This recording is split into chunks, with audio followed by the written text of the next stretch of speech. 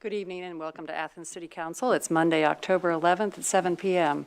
We have a series of committee meetings tonight, the first of which is the Committee of the Whole.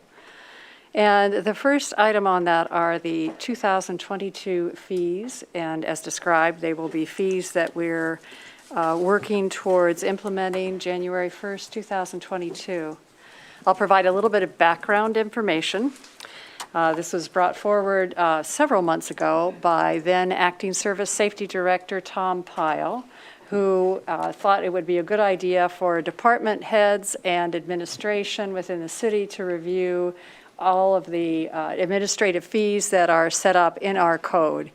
And we have proceeded from there. So it's been a months-long process. And the citizens will notice that next week when we move forward, there are going to be 6 different ordinances that will be coming through as part of this.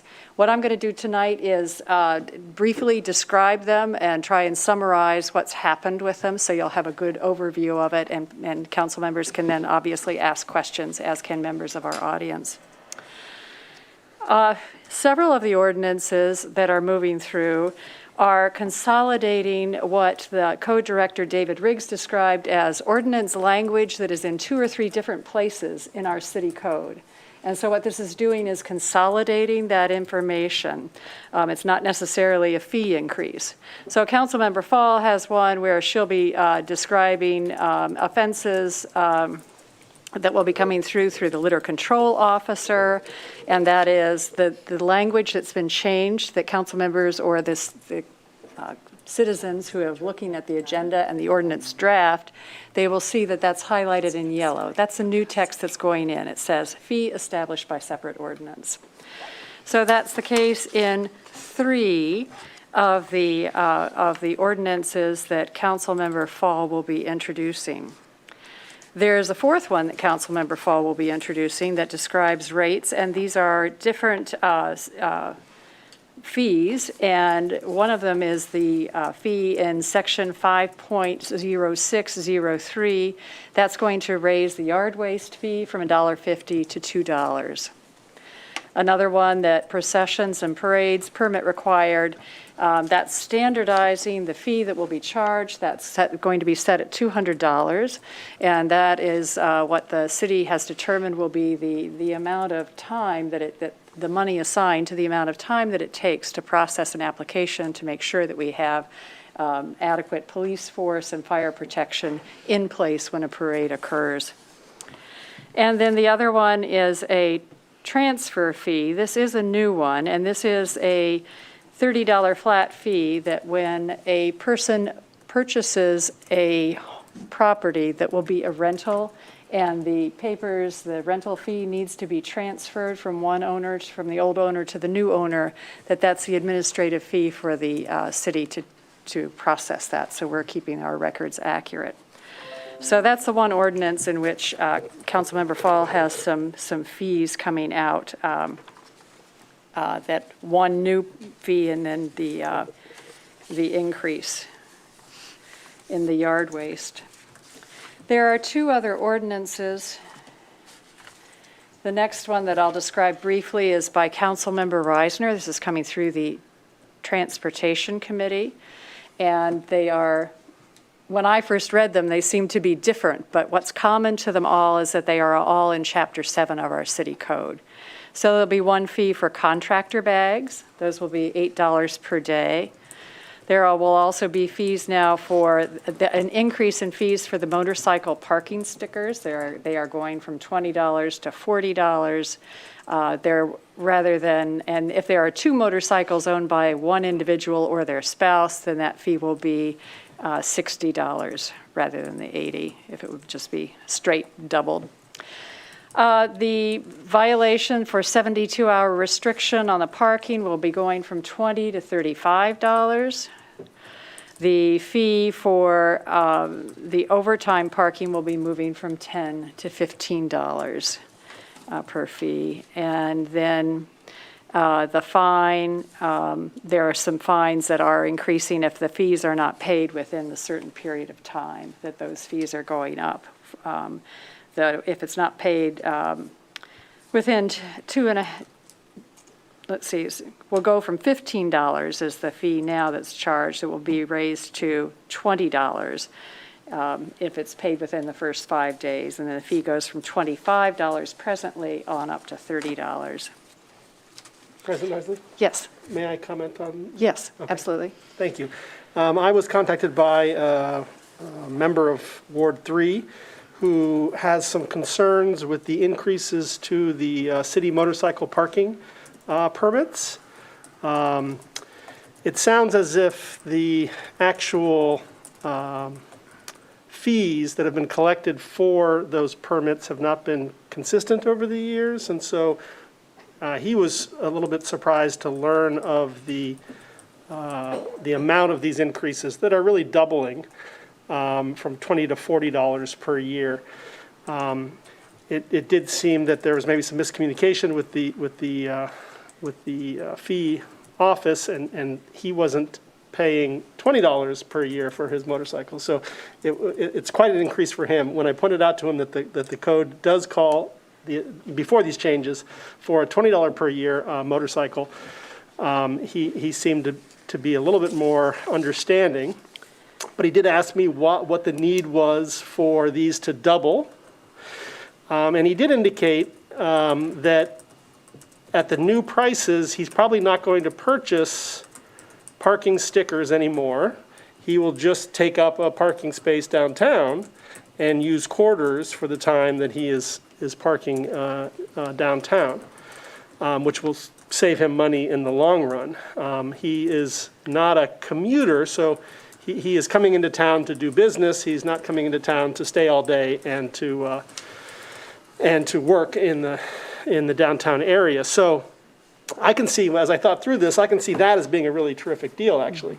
I know that the city has a fee of about $100 per month to rent a space for a car. So if you can get a motorcycle parking space for $40 for the year, that's pretty good for a commuter. Although since we had this conversation this summer, I've been kind of paying attention to the motorcycle parking spaces in town, and except when sort of there are motorcycle tour people in town, they're usually not very filled. So it's pretty easy to get a motorcycle parking spot in town if you would like one. But my only question is if the city administration had if this doubling of this permitting fee was based on not having raised these rates in 25 years or something. I'm not sure what the number is, but I'm guessing it's something like that. And I know we've also increased the amount that we're requiring automobile drivers to pay at the meter, and so it's probably related to that too. May I ask the city administration if they have any additional information on why this is being doubled? Again, I think you hit the nail on the head, is that this likely has not been modified or amended in decades. I can get you the actual date in which this was either created or amended, if it has been amended in the past in terms of the rates. I'll work with the clerk of council to get that information for you.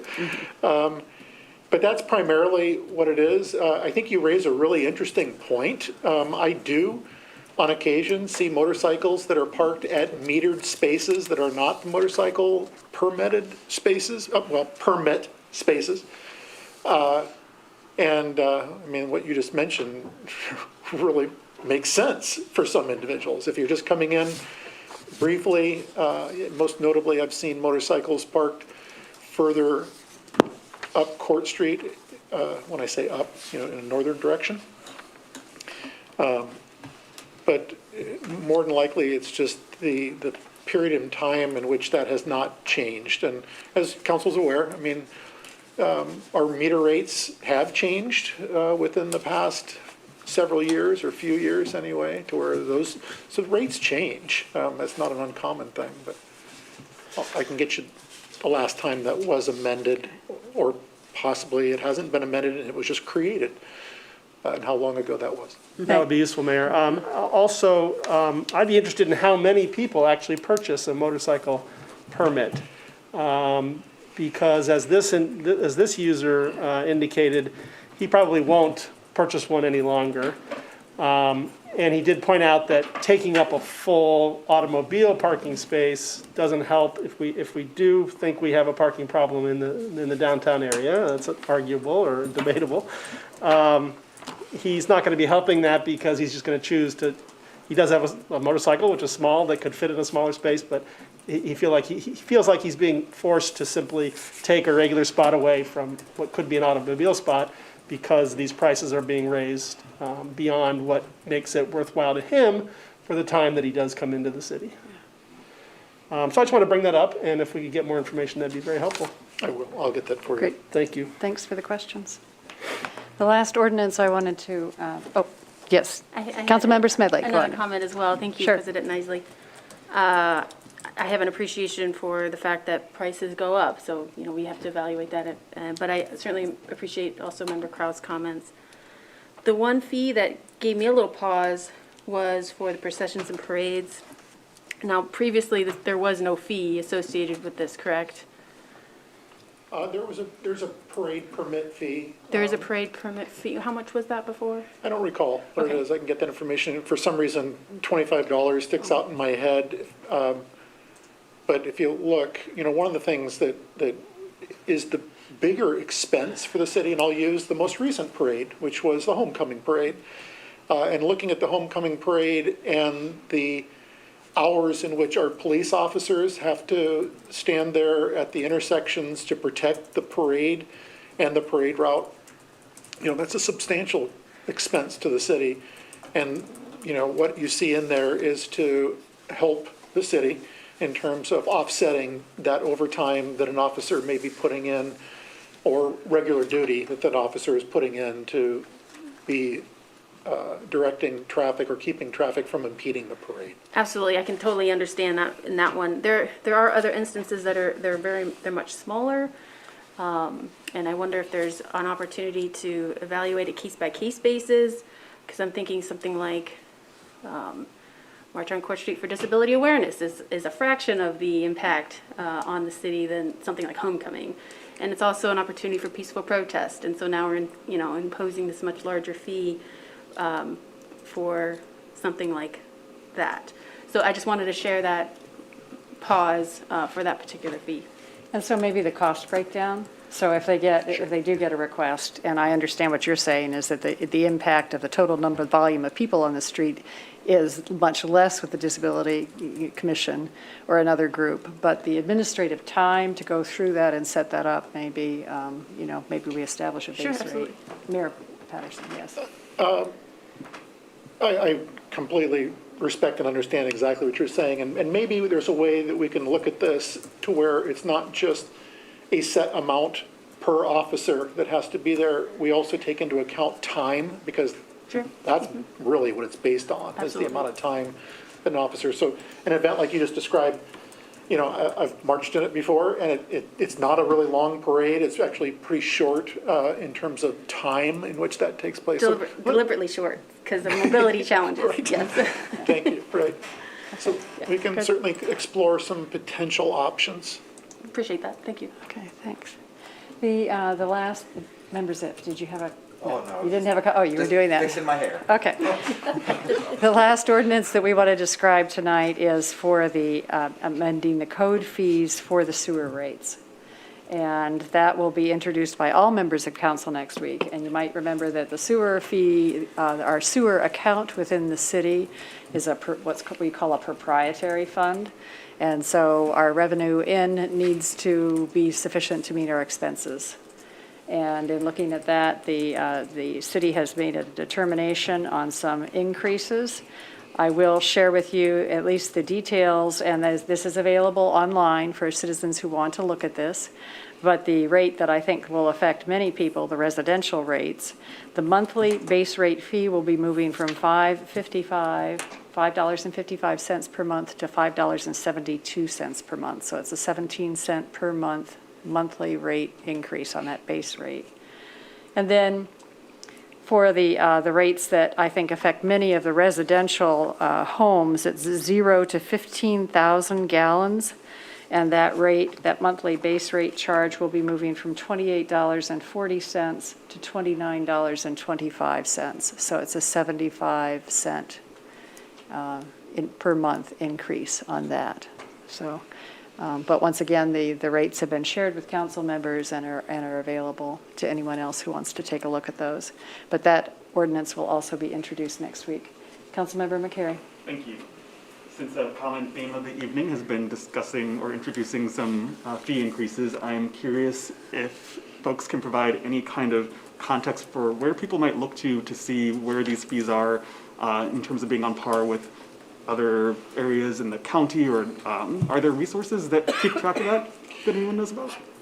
You know, we do look at what comparable cities, not only in Southeast Ohio, but across the state, and we can certainly get that information for you. I'm not 100% sure, but I think that the Ohio Municipal League may also post information that's related to what you're talking about, to looking at what the average rate is, and it might even be broken down by size groupings of cities and villages. But again, don't hold me to that, but I can provide whatever I can find on that. But again, these changes, I can say that we are often looking at our comparable cities to the city of Athens when we are looking at rates and rate changes, and we tend to be, you know, within the mean or lower, you know, often. And we have a comment from Councilmember Fall. Yeah, I think actually there might be an Excel sheet on our drive that has that, because that's been asked before. I think with all these fees, it is true that some of them have not been raised for 10 years. And that's something that the city has been doing, trying to do a better job, you know, like putting in review requirements and ordinances and things like that, because we realize that's a dumb thing. Last time when we were talking about garbage issues, I looked at, you know, local areas, and our rates were really cheap. You know, we have really competitive rates at that point. You know, when you're looking at Logan and Lancaster, they don't include like the recycling, and we have like state of the art a lot, and unfortunately the art has now decided not plastic. So I think that we get a good deal, and that the raises of fees is to make sure that they continue getting the services they need. So. Okay, thank you for the comments. Any other comments or questions? Yes. I'm just trying to understand what you said. Joan, if you could just give us your name and address. Good to see you here. 56 Mile Street. You said the sewer fee, is that sewer cap fee that we pay? That's increasing from $5.55 to $5.72? Is it a tap fee? Cap, C-A-P. Capped. Is it capped? TAP, tap. Tapped. No. It's not the sewer. It's not a tap, It's not a sewer tap fee. I know. But- So what would that fee be called on my utility bill It would be called the base rate for sewer? for sewer. Okay, And so that's the one that's increasing the 17 cents from Right. $5.55 to $5.72. And then the monthly, the other description was the 75-cent per month increase is for the base rate charge for usage. water you're- usage, Pardon me? water usage. Water usage, Okay. correct. Sewer, yeah, for zero to 15,000 gallons. And when was the last time this was increased? The sewer rate, I'm not year. sure. Last year, was it? It was last year. Okay, I thought it hadn't been quite a year. Yeah. Okay, thank you. Thank you. All right. If no further questions, what I'll do is move on to the second agenda item for the Committee of the Whole, and this returns us to a liquor permit that I made an announcement about last week. An application has been made by Boozy Bubbles LLC that's located at 18 South Court Street. They have applied to the Division of Liquor Control through the Department of Commerce for a D3, I believe it's a D3 license. And the council has the prerogative, if they have concerns about this, to issue filing with the Department of Commerce questioning this. We are one of 3 groups that can do this, to request a hearing. It can be a legislative authority, a church, or a school. So it can't be an individual, but we could say that. So there are some concerns because at 18 South Court, I think there's a little bit of concern about how it's sold. It has to be sold in a cup. It must be in a glass or the container. And the thought is that if it is put in a plastic cup and that it is similar enough to the other tea that's being sold that's non-alcoholic, who's to say that somebody might walk out with the alcoholic beverage and have it on the street? And our DORA, our outdoor drawing a blank on what DORA stands for. Designated outdoor refreshment area. Thank you. Designated outdoor refreshment area is not operating right now. And so much of the year, this could potentially happen. So Councilmember Crowell, you had some comments, I believe. Yes, thank you. You know, in most cases,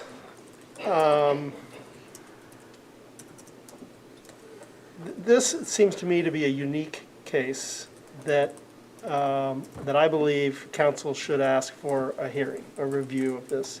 And I say that because this has become a very interesting storefront, which has 2 businesses inside of one opening, one space, and they're 2 separate businesses.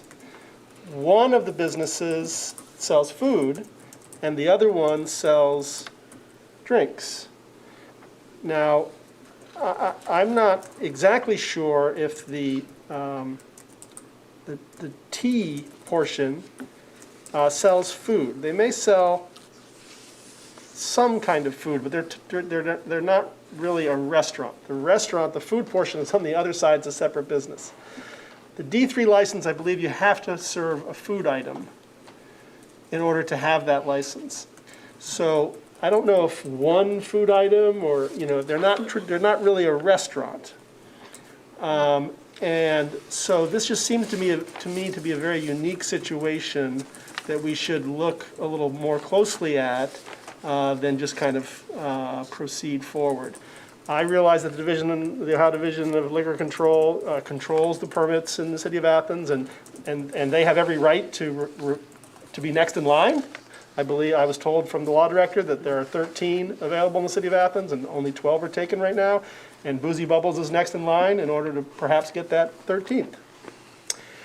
If this were a tavern, if this was a bar where we understand exactly what it is and we understand, you know, what its business model is, et cetera, I wouldn't have a concern. If it was a sit-down restaurant where you'd like to have a meal and have perhaps an alcoholic beverage, I don't have any problems with that. I'm just not quite sure what this is. I'm not quite sure, is it a tea place? Is it a alcoholic tea place? Boozy Bubbles, I'm not sure. I don't believe that's the name of it. I think it's Bubble tea? bubble tea, right? It's So is it actually- it's just called becoming Bubbles. Bubbles? Bubbles. Yeah. So is it becoming Boozy Bubbles? Is that, I'm not sure where this fits. I have enough questions that I would like to make a motion that council ask for a hearing on this issue. And we could do so next week at our business meeting. If there's consensus, we could make a motion to request a hearing. Councilmember Reisner. I've been through a hearing before, and we got the hell kicked out of us, to put it politely. I mean, it did absolutely no good. So I wonder if we do ask for a hearing with the liquor control people, and they do bring a moderator down, and what is it that we're looking for? I mean, the only thing we can really say is we object to them getting a license. That's why we're having the hearing. Please don't give them a license. Is that what we're wanting to do? I don't, or is this some sort of exploratory hearing to find out what is going on? Councilmember Crowell. May I answer? Sure, sure, certainly. This is where I'm curious. I'm glad to know that you've been through this before and have some experience here. I don't know how, these things come in front of us fairly often, right? We get the transfers come in, here's Right, the transfer, what's our role here? I don't exactly understand. Part of this for me is I'd like to go through the experience to understand what my role is here.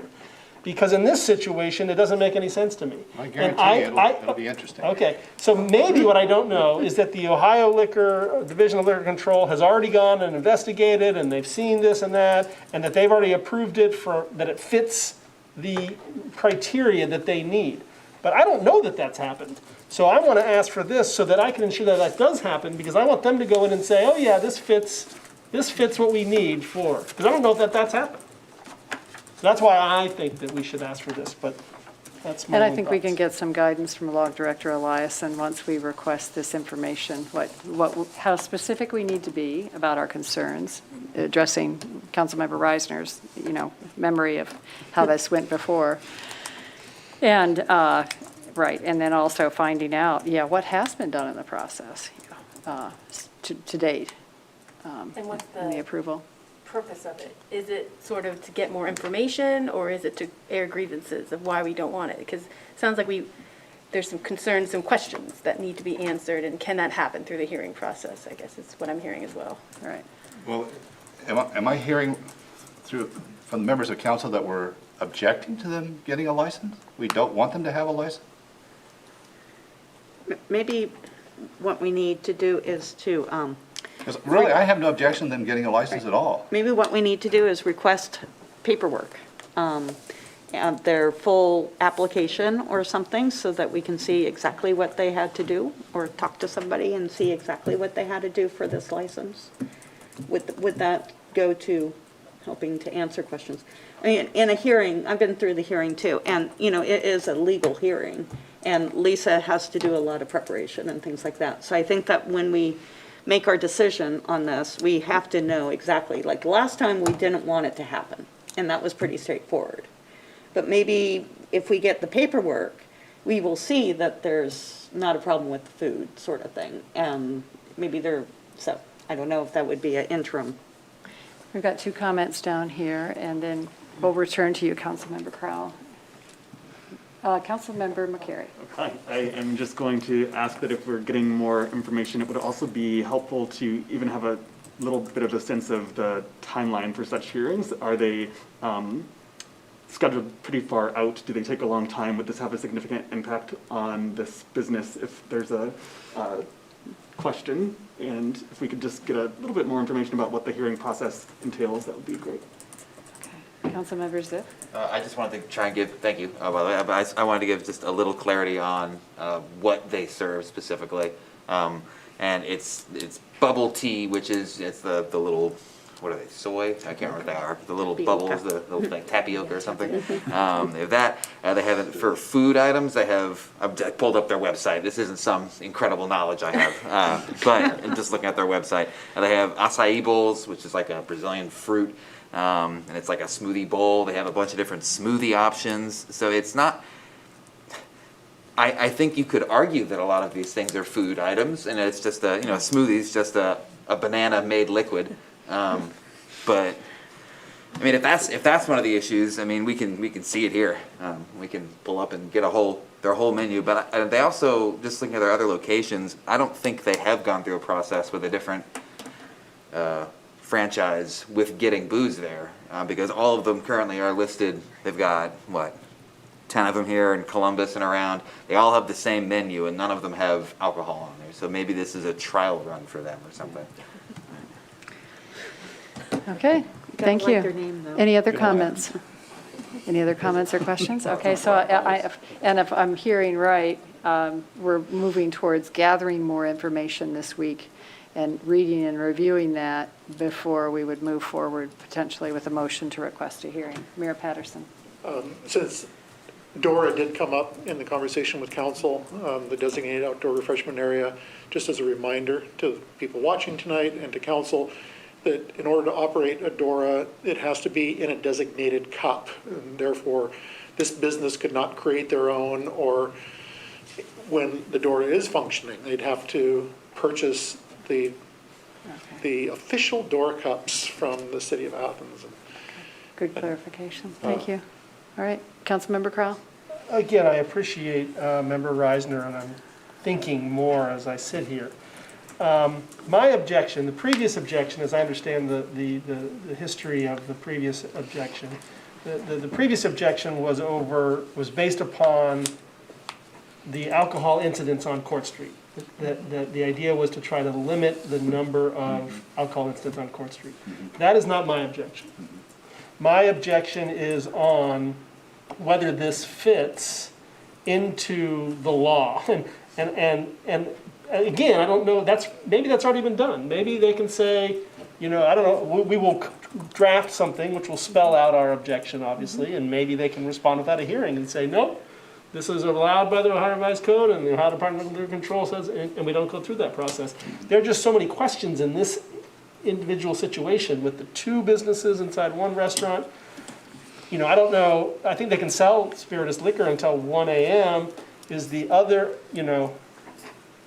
I'm just thinking of, is it a party on this side of the business? And, families are coming in to order on this side of the business. Not that that's my objection, it just raises so many questions. But it's not, my objection is not the same as the previous objection, just to answer your question. But I really appreciate the thoughtful questions you're asking. Thank you. Great, okay, thank you. If no other comments or questions, then we'll move on to the Planning and Development Committee. So Councilmember Fall chairs this, and she'll be joined by Council Members Reisner and Smedley. So we'll give just a few moments for our other council members to move over to the other table. Thank you. I know, it's so sad. So lonely. Great. Thank you. Actually, it's really quite exciting. Our first agenda is doing more to help Athens become even more sustainable and resilient with the proposed solar array. So I'm going to hand it over to Andrew Chickey, who is our Assistant Service Safety Director, to take us through the process and what exciting things that we will expect from it. Thank you. Thank you, Councilmember Fall. So this is exciting, a little bit complicated, large scale.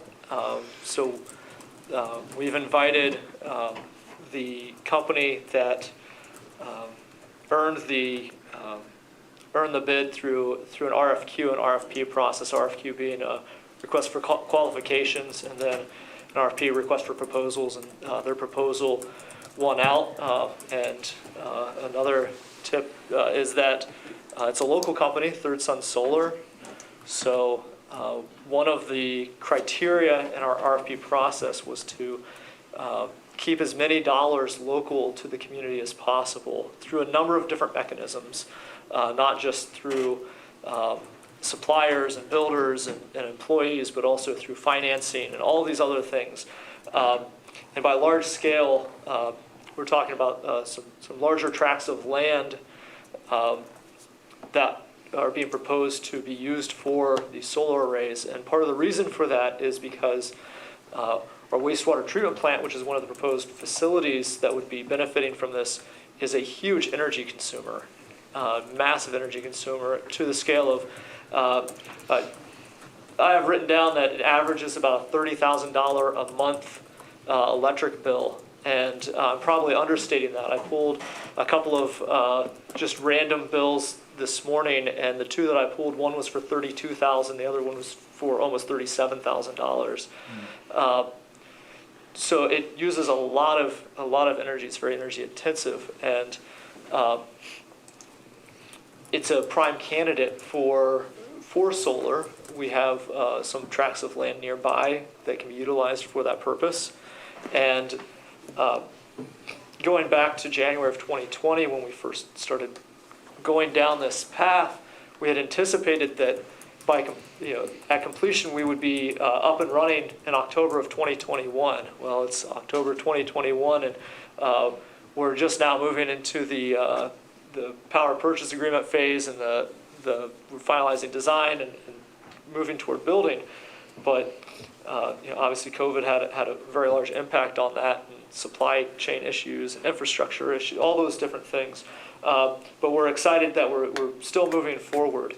If council recalls, there was a passive resolution declaring climate emergency, and this is one of the concrete ways that the city administration is meeting that need. There's also a proposal to reduce the city's carbon emissions, and Mayor, you'll have to jog my memory if it was 50% by 2030.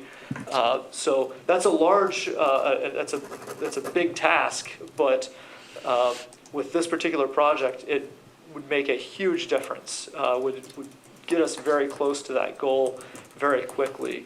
Now, on the financial side of things, it also is advantageous to the city because over time, we'll have the opportunity to outright own the entire array, which means all of the money that we would be paying into our electric bill is offset.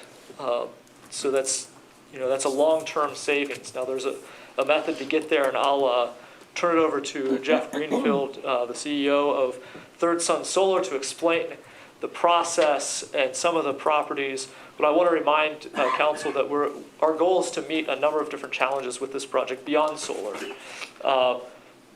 Addressing pollinator habitat is a large part of this project. If you imagine that you have a several acre solar array, what happens underneath that array that is also a sustainable methodology. So we don't want to have to mow that all the time and have unusable space. So if we can transform how we use that to multi-use, multi-purpose, that is a real help. It also is an opportunity for Arts, Parks, and Recreation to imagine some of the properties in the East State Park complex.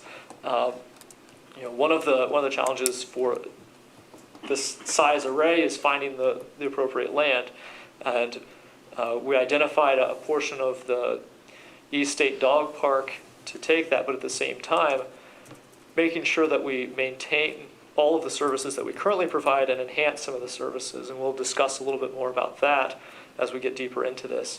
And also recognizing that we have the East State Community Garden, and to protect that part of the property, they've put a lot of time and energy and nutrients into the soil, and we don't want to take that away where it's being used currently. So with all of that, I can go on and on. I'm going to turn it over to Jeff Greenfield and his presentation about kind of how we got to where we are, what we want to do with this project. So Jeff, thank you for being here this evening. Thank you, Andy. Thank you, President Nisley and council members. I have a 2-hour presentation, but I think that it's printed, and I will be going through most of it very fast and trying to reserve a bunch of time for Q&A. So basically, an overview of the process and the City of Athens goals that we started with, the RFP process, mostly focusing on the actual project itself, and then how the project financing works. What is a power purchase agreement, or a PPA? Well, I'll become experts in that by the time I'm done. Talk a little bit about our historic and then future timeline to get this thing turned on and built. And then, like I said before, reserve time for Q&A. So Third Sun Solar, we're located in West Union, and we just entered our 22nd year in business doing solar, residential, commercial, agricultural, big companies, units of government, universities, and we do it all from here in Athens. We've got folks based in Cleveland, Cincinnati, and Columbus, but our headquarters is here in Athens, and our leadership team, engineering, project management, all is done here. So the goal was, as you all said, started out with a climate focus and what can the city do. There's plenty of reasons to do this beyond that, as long as marketing of the city and promotion, attracting citizens, etc. The RFQ was issued what seems like 1,000,000 years ago in COVID time, and it was a competitive process, and we were selected, and we entered into the process in a pretty big collaborative approach with the city, and we looked at areas all the way down from the soccer fields by Walmart and Kroger, and a lot of different spots, rooftop spots, and tried to weigh a whole bunch of different factors in terms of economic affordability, the impact on the climate and the carbon goals, as well as community impact, trying to balance a whole bunch of folks. I think I went to about 7 meetings with the Farmers Market Committee, for example, trying to look at ways we could collaborate and have a shelter be also the solar array.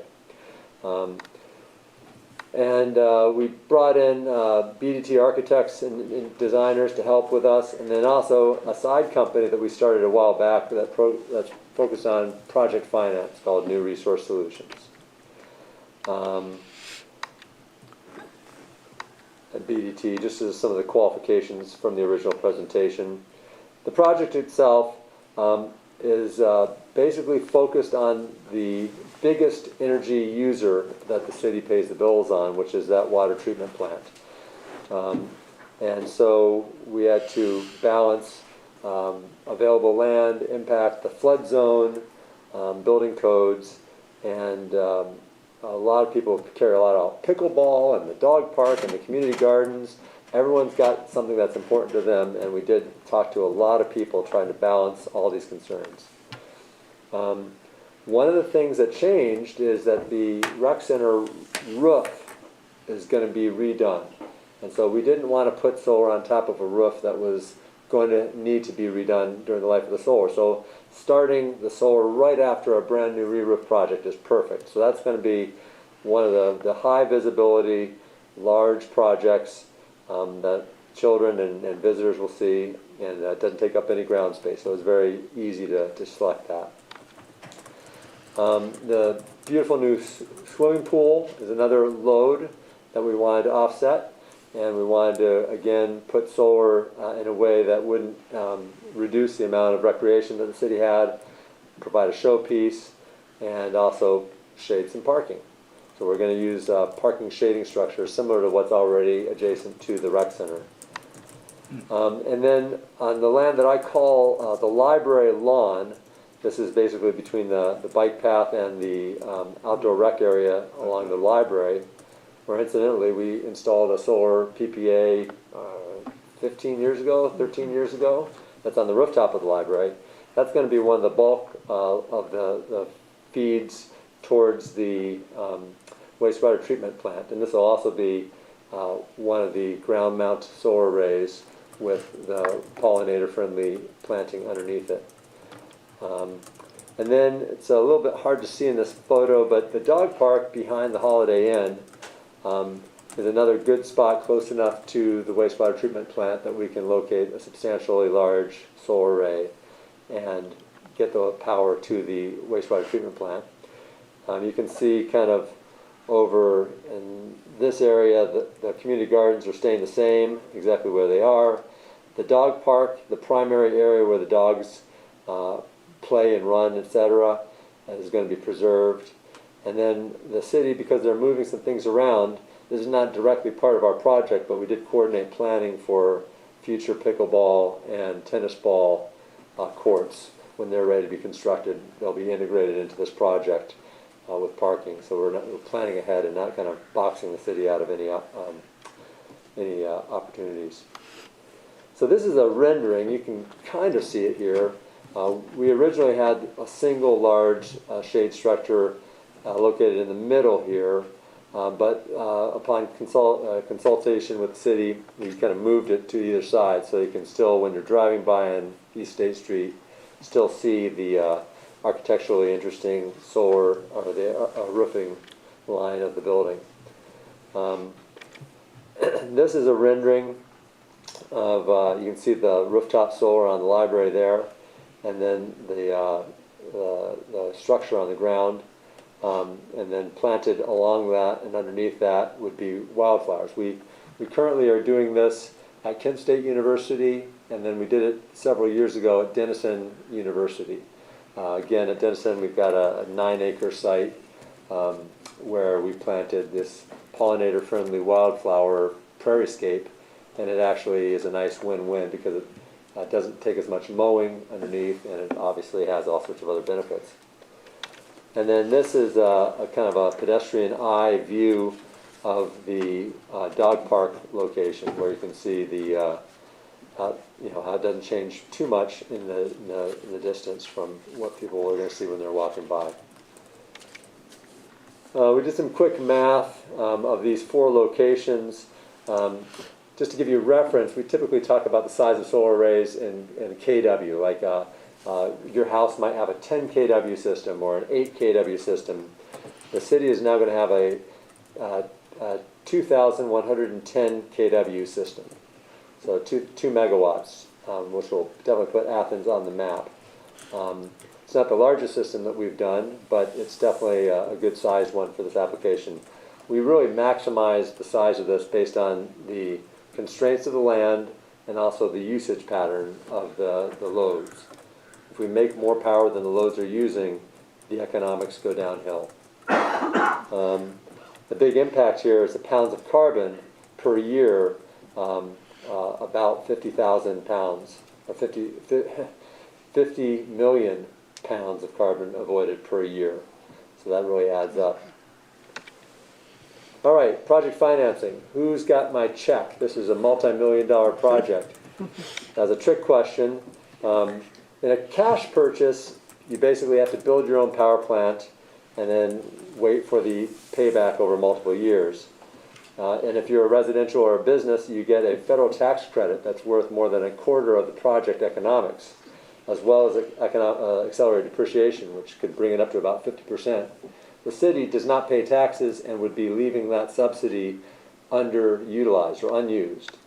And so the most popular form of going solar for units of government or nonprofits or educational institutions is called a PPA, or Power Purchase Agreement, where a for-profit entity that does pay taxes would pay for and construct and own and operate and take the maintenance risk on the solar power plant, and simply sell the customer the energy each month through a meter, the way that you're already used to buying your energy.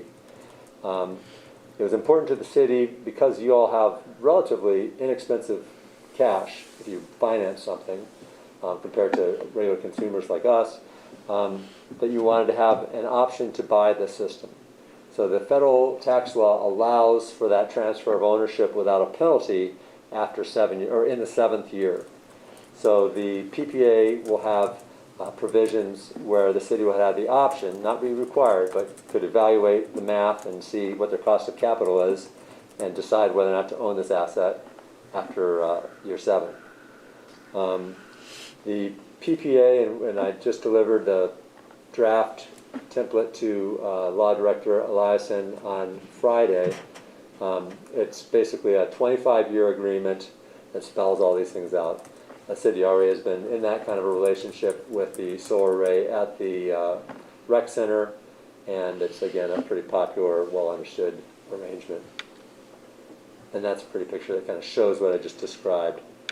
The company that won the right to finance this, that we've evaluated, is Bright Sweet out of Virginia. And they are a pretty substantial organization, be a very solid counterparty to this transaction. They are the 3rd largest fleet of solar asset owners in the nation. So they're good at this, but they also really are excited about it. This will be their first project in Ohio.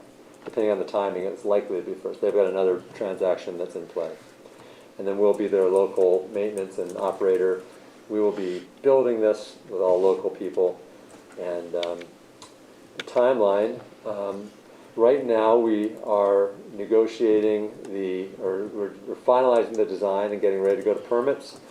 Parallel to that, the law director is reviewing the PPA, and we're hopeful that by the end of November that'll be done. And by February 22nd, all the permits will be done.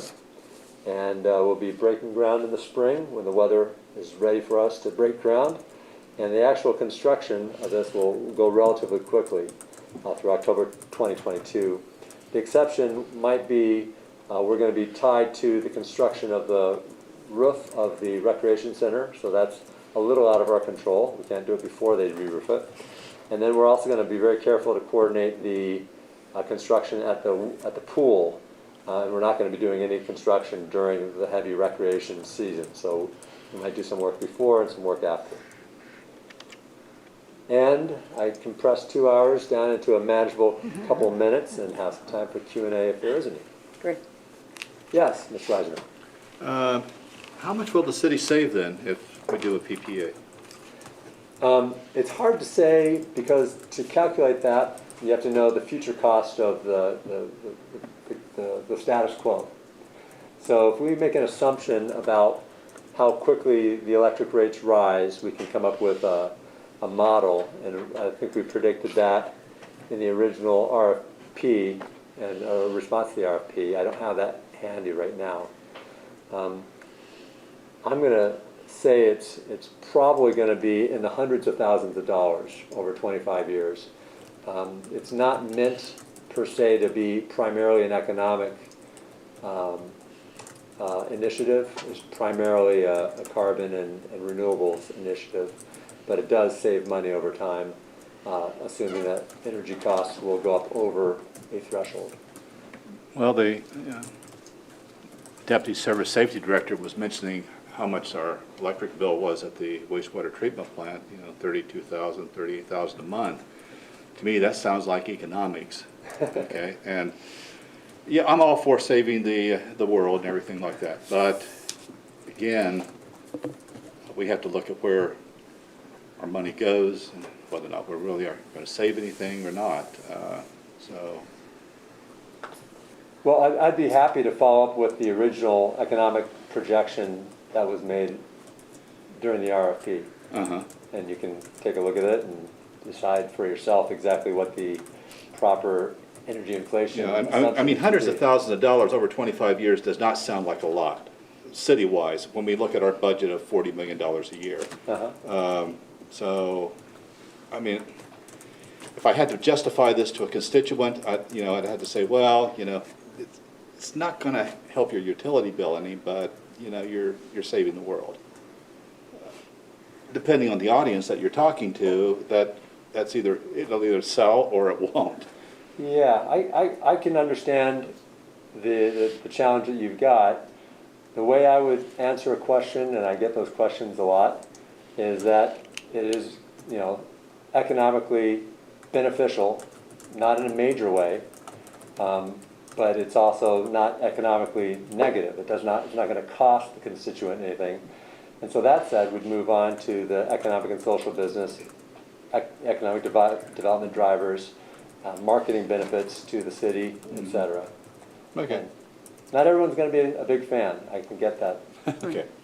I'd like to point out that this really complements some of the other programs that we have in the city, like the water treatment, the first part of the whole water system, where we have the microgrid that we're doing the experiment with AEP, that's right on. That adds resilience so that when we get hit by climate change, extravaganza weather, we have the ability to continue providing those essential services to the people. And so I think that carbon reduction is not necessarily always going to be cheap. However, building new natural systems is a whole lot more expensive. So I think that we need to look at this as one of the things that we do, along with the other things that we've been doing for years, making the city sustainable and resilient. And I think resilience is essential because we've seen other places where they don't have resilience and people die. So it's essential. And I'm really excited, having with the climate emergency resolution and the 50 by 2030. Those are all important things that we present at council so that it motivates these sort of projects going forward. They complement each other. And I want to say very much thank you for the administration and looking at that. This is amazing, and I'm really happy. I'm doing a little planner doody-doo, so thank you. Thank you, Member Fall. Thanks for being here tonight. So you may have said this in more technical ways, so I might repeat it in a more simplified way, just so I make sure I understand it. So the amount of money that we were talking about that we pay monthly for this particular facility, are we expecting to cover, will the number of panels we're planning to put in generate that same amount of energy? Yes. Yeah, I didn't really touch on how net metering exactly works, nor exactly what percentage of the energy being used by the plant would be provided by the solar. Unfortunately, in Ohio, the way that the utility regulations are set up, we can't make a lot, we can't achieve 100%. To do that, to make enough power to process, to drive this plant in December and January, we'd have to really overproduce in July and August. And unfortunately, if you overproduce in Ohio, the economics goes down. When you use it in a kilowatt hour of energy on site, it's very cost effective. If you make more than you're using in any 1 month, the net excess generation gets carried forwards to the next month, but with an economic penalty. Oh. So in any case, the long and short of it is, instead of making 100%, I think we're close to, is it close to 70% or 75%? I don't have the information with me.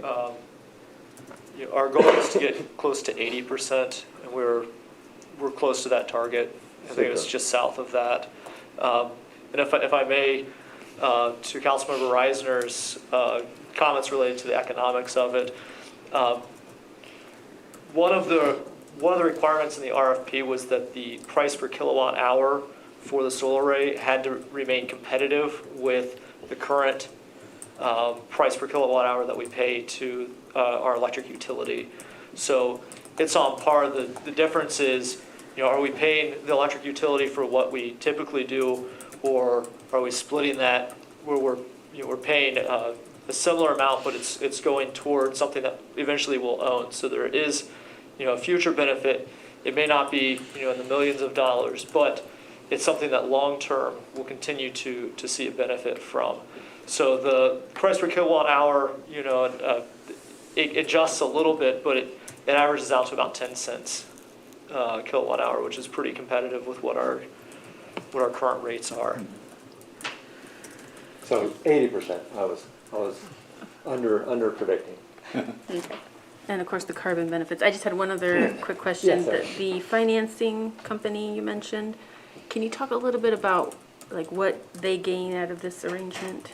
Yeah, they gain the tax credits, so they're going to, excuse me, because they're a for-profit entity with a tax liability, what they'll do is they'll pay cash and also borrow money to build the project, and then they'll pay us every year for preventative maintenance, and then in return they get a big tax credit, 26% in year one, and then their accelerated depreciation will take the value of that asset on a depreciation schedule and push that into a front-loaded 1 year modified accelerated cash recovery I forget what the S of makers is, schedule. And they'll basically be able to offset other income that way and shield income with a tax credit. So that's very useful for them. And then the resulting income over the 25-year period makes them whole and generates a profit. Unless we buy. What's that? Unless we buy it. And Even if you buy it, they're Oh, still even going to if be you buy. making a profit. They get the majority of their return on investment right up front in year one. Okay. And then the operating life of the asset is just like any other, it's similar to rental income. It's basically you build an apartment building and you rent it. Thank you. Yeah, you're welcome. Yes? I appreciate your comment about the benefits from a marketing standpoint, and you said that this isn't the largest project you've done, but can you say whether it's the largest in Athens County or any other context? Definitely the largest in Athens County. And I think that there's all sorts of lists where we could be number one. I'm trying to think of any other specific city. I think the village of Minster, well, they're a village, not a city, so we'll throw them off the list. The largest projects that are getting constructed, just for perspective, there's large utility-owned solar farms that are in the 150 megawatts compared to this 2 megawatts. So that's a different scale and a whole different world. The project that we did at Denison University is 1.8 megawatts, so this is larger than that. And we're doing a private business, a large distribution warehouse, that's about 4 megawatts on the rooftop of that building, 3.9. So there's all sorts of different sizes. This is not a wildly large project. I think the city would like to have had even larger impact if we had the room and the way to balance the economics. We were charged with making it as impactful as we could within the reasonable size of the area that we had to work with. But yeah, I think as far as cities go, you're on a mayor's, what's it called, the Mayor's Sustainability Council or some kind of Reimagine Appalachia. well, there's I was thinking of like a bunch of cities, the Mayor's Climate Pledge, is that Yes, the that partnership, kind of yeah. thing? Right. So we can kind of compare your size of your solar array with all those other mayors. Mine's better than yours. Yes. Anyway, please ask your question. Thank you. Not so much a question as a comment, because this did come up, Councilmember Reisner, when you were talking about, cost and return on investment and so on and so forth. Please bear in mind that 47.7 million pounds annually of carbon, that is monetized. You can monetize that and show what the damage is to the environment when you've got that much carbon. And now we're talking about reducing that much carbon from the atmosphere. Back in 2018, there was a referendum on the ballot. There was an initiative on the ballot that the citizens of Athens voted in 76% in favor of having a carbon fee attached to their bill, which was basically 2 cents per kilowatt hour, or $1.60 to $1.80 a month is what that amounts to. I know that the former director of SOPEC actually calculated out what it truly should be when you're talking about carbon emissions, and it was closer to $26 per kilowatt hour as opposed to 2 cents per kilowatt hour. We were just trying to find something that we were hopeful that the citizens would find as being an appropriate carbon fee here in the city of Athens, and we were successful at doing that. Another thing just to share, and we have, again, a lot of work that would need to be done, but that carbon fee can go towards solar projects on municipal properties here in the city of Athens. And one potential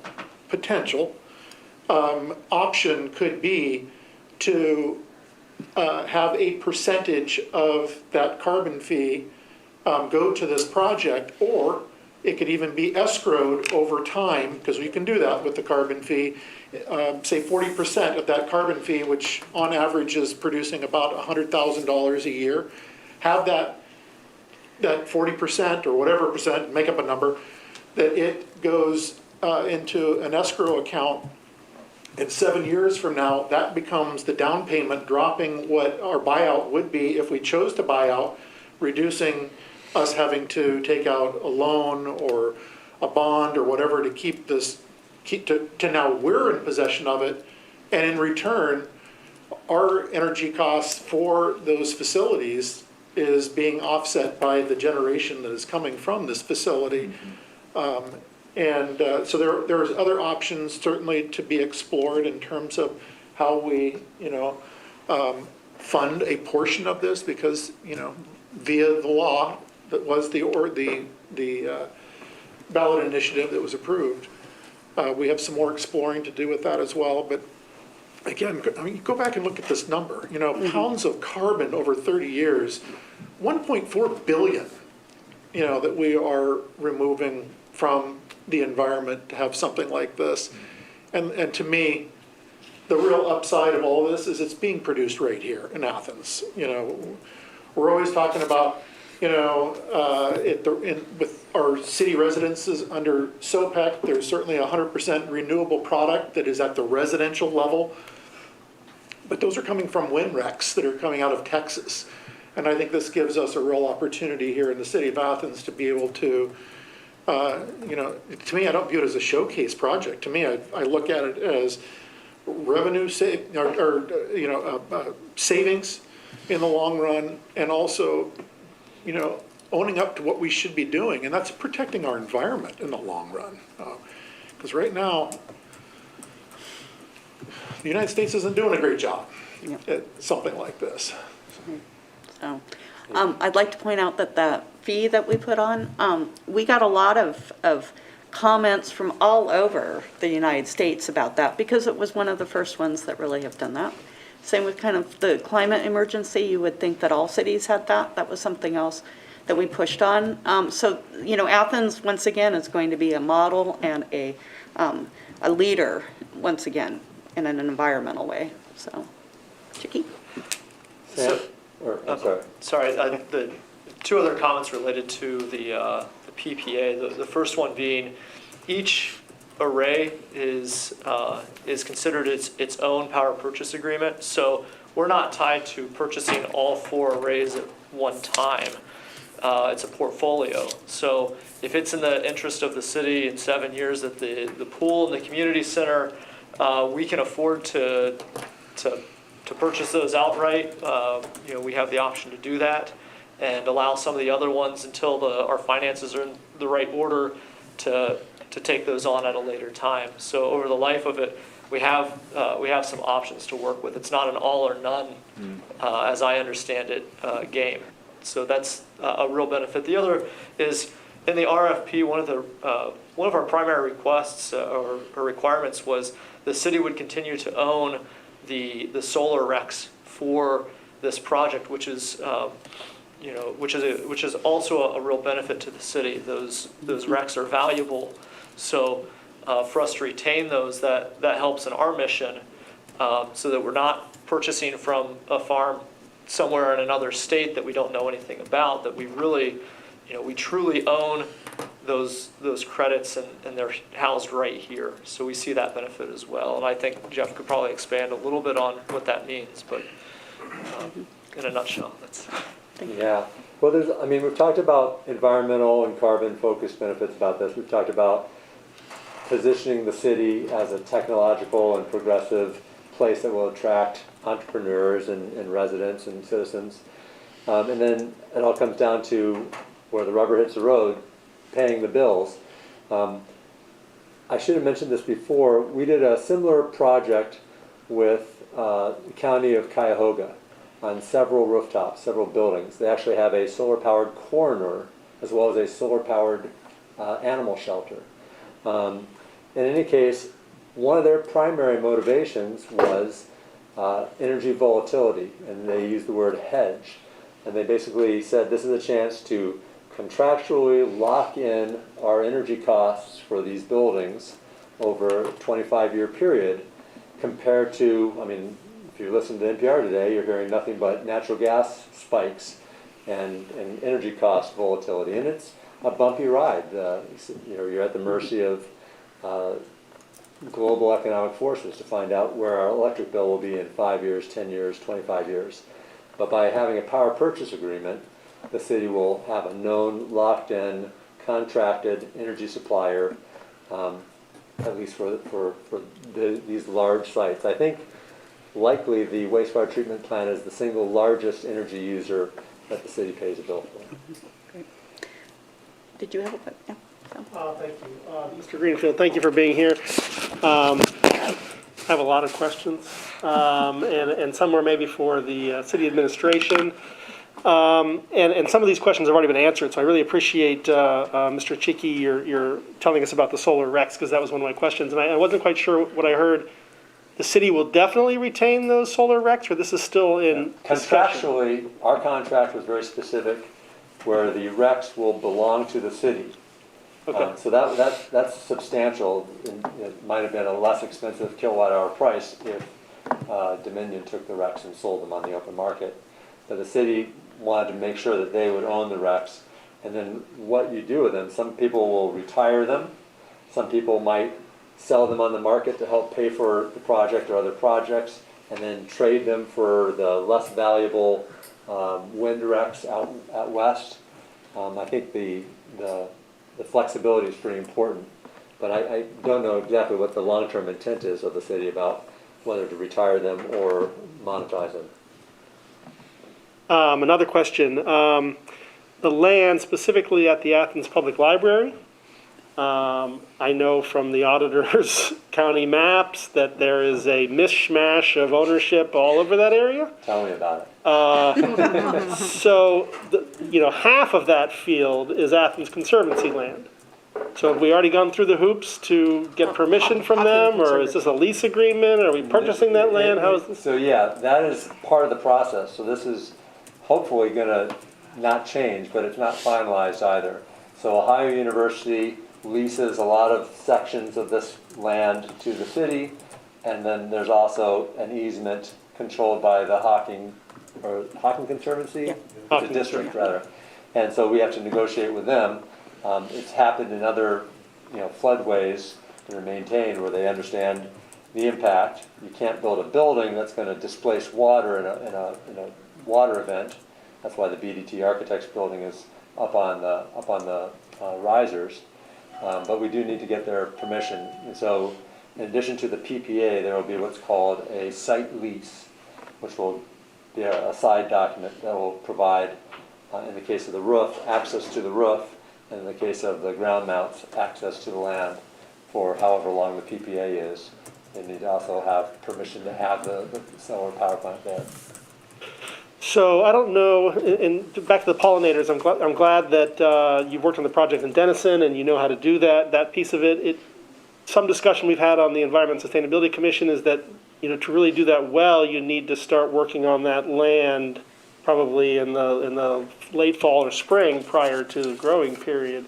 We have time for that, or is your experience different? Or? There's multiple ways to do it. The most popular way is to use a broad spectrum herbicide, and basically it's a balance between soil loss and erosion and timing.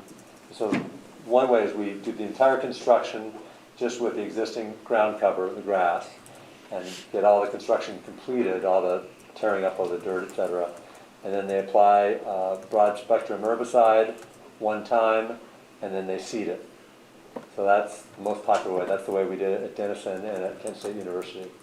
I believe there's another way that would be tilling, and then letting it lay fallow, and then tilling it again, and then using a spot herbicide for the volunteer seeds that still come up, and then hopefully, and then all that time losing soil, and then seeding it, and then construction over the top. So we'd be damaging it while we're constructing it too. So the likely pattern would be the same way that we did it at Denison University as well as at Kent State University. I don't know about Kent, but Denison I don't think is next to a river, and so you're in the floodway or maybe the floodplain at that site. I don't know if the herbicide application is an issue there, but certainly things to think about. Sam, yes. if I could interrupt. One of the things that we've done early on in the process was we've had some conversations with the Athens Soil and Water Conservation District, specifically about pollinators for this, and getting them hooked into it as well, just that they are aware of the intention, and working closely with Acai Bowls in particular, and their expertise as well to work out some of the details on how to do this best in the sites that we have. So we are having conversations related to that, and we have had conversations, and there are a couple of methods that they had outlined. They brought in another agency, and I can't recall right off who that was, but we had 2 different meetings with them about just generally what we need to do for this site. So that is something that is current. They're supportive and excited about it. Okay, good. Battery, there's no plans for storing any power, is that correct? Any energy? Not at this level, but again, with the experience that we had at the water supply with the microgrid, and upon my recommendation, watching the price trends of these large-scale solar storage projects, we're going to be building this to be storage ready. So it's possible. Preliminary siting of where maybe such a facility would be important. It's a little bit about that. It's also a little bit about where we locate the inverters and the power control electronics, so that maybe 4 years from now, 6 years from now, if battery storage hits a certain price point, likely there'll be power purchase agreements structured for batteries as well, or for energy storage systems, what Right. they're calling them. So right now, if I understand this correctly, basically all these separate PPAs are grid tied. Yep. So we're not feeding any energy to these plants themselves. No, I'm sorry, they would be directly, they would be what we call behind the meter. So they'll be grid tied, but at the plant. So Okay. there'll be the array at the pool will tie into the pool's load center on the pool side of the utility meter with the existing utility.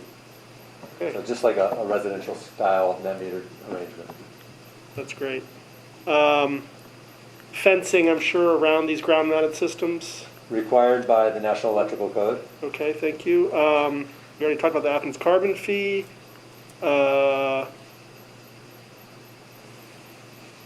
Athens Public Library, it's a big view shed to the river. I mean, has anybody talked to Director Tepe or anybody at the public library about, I mean, I realize, you know, No, not it's not their directly. land, I you think- know, but there's an impact for them. Yeah, I think what we want to do, we just, the renderings were just prepared in time for Yeah. me to add them at the last second. Okay. But we definitely want to get all community members into this.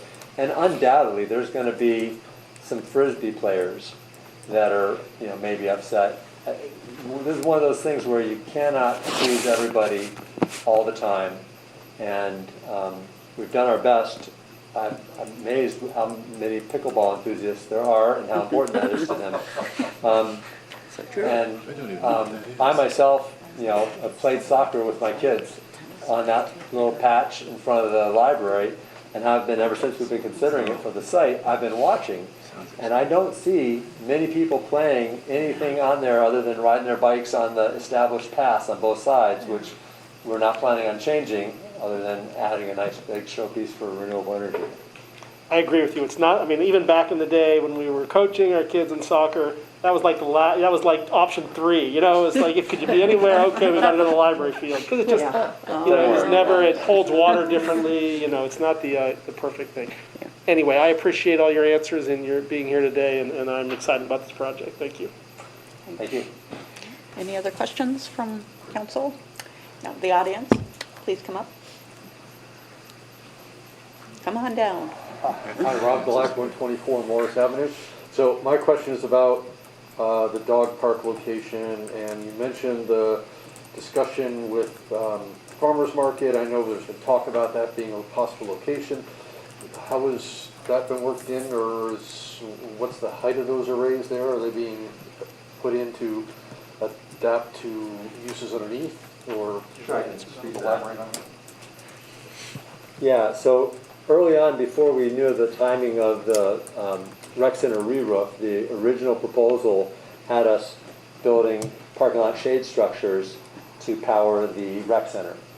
And those are much more expensive, as you can imagine, with the steel and the concrete below and just the nature of construction. And so at that point is when we were talking to the farmers market, who, you know, I don't have the ins and the outs of everything, but my understanding was they have been and perhaps still are looking for their long-term location, and they've been evaluating a lot of different options. And so we spent many hours talking to them as well as their consultant about the possibility of a kind of a purpose-built solar array that would have dual functions of, you know, rain and weatherproofing, shading, as well as you know, producing power. So there's nothing ever really finalized. Lots of discussion of ins and outs. We started to coordinating parking flow patterns, and it was a pretty big project with a lot of considerations. And when we found out that the rec center was going to get re-roofed, we quickly did the math and determined that it would be in the city's best interest to let the farmers market figure out what's best for them without trying to coordinate with a solar array, and to have the project come in more cost effectively by simply putting the solar array up on the roof. So there might be future solar farmers market rooftops. I'd love to do something like that. It'd be pretty cool. But this project is going to move forward on its own timeline without that coordination. And so then the dog park installation would be lower, like the one on the other side of the... Yeah. So at the dog park, it's basically the dogs won't be in the solar array. The solar array will be the pollinator planting and will be fenced off separately from the existing dog park. Is basically a big baseball diamond or softball diamond where the majority of activity is, in probably the infield. And so we're going to be taking about half of that and at the same time expanding part of it, improving with a road access to the community gardens, and then potentially integrating some parking and pickleball and tennis ball outside of this budget, but coordinated. Any other questions? Thank you very much for your information, and it's a super exciting project. Thank you, everybody, and you know where to find me if there's additional questions, and thanks for your leadership on this important issue. Great, thank you. Okay, well, that's exciting. Next is a discussion on our 90 days ago, well, actually 108 days ago, we as council asked the Planning Commission to look at our off-street parking code, and we had presented them with how we thought that the code be updated, and they looked at it and they had a public hearing. A lot of information was coming from both our planner and from the public, and so they last week voted 5-0 to give us their off-street parking recommendations, which was pretty much what we asked them in their original resolution, and they made some changes, but not very many. So I put together like a frequently asked question document that we can send out. Basically, though, I think that one of the key things to remember of why we want to do this is that we've been working on parking for a while. We've done the parking garage. People are using it a lot more. We've done on-street parking with looking at meters and then having the permit system for on-street parking, not having to walk your car. And this is the third leg of the stool that props up our transportation and our land use pretty much in the city. So this was proposed to bring our code dealing with off-street parking up into the 21st century because it was really antiquated. So basically, it updates the different types of square footage, permit requirements per square footage. Like, I'll give a bowling alley. You need so many parking spots per lane. That's been updated to best management practices for bowling alleys. So that's that Schedule B. Those have been updated. Some of the other changes are helping reduce different types of parking that's mismatched with the use of parking that we need in certain parts of the city. This plan should help to do that, the changes.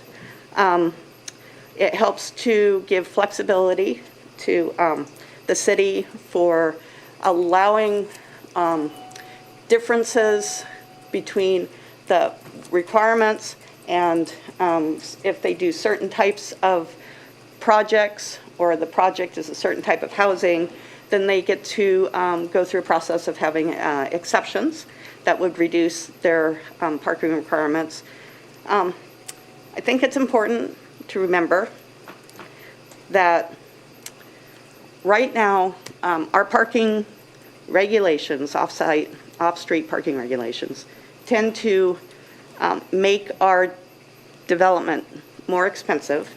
When somebody has to develop $1 million parking garage to go with some housing, it gets very expensive, and we've seen that. We've seen the results of having not very good parking, off-street parking, matching what we need for off-street parking.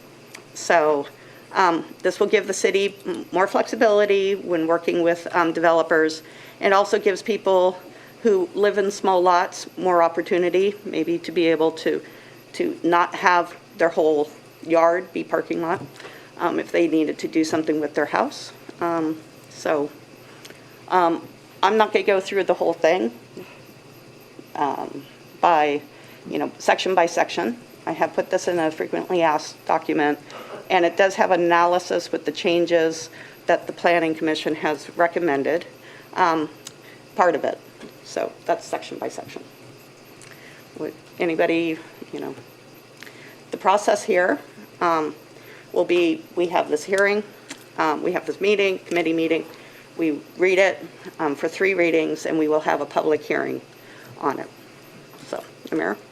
I don't have a question, I have a comment, and actually a note for council members as you are going through this, because I know with a lot of the highlighting and whatnot, that it's a complicated document. It was a complicated document for us to work through as the Planning Commission, but please look at the notes where it talks about if it's a yellow caps. Oh, I gave them the clean one.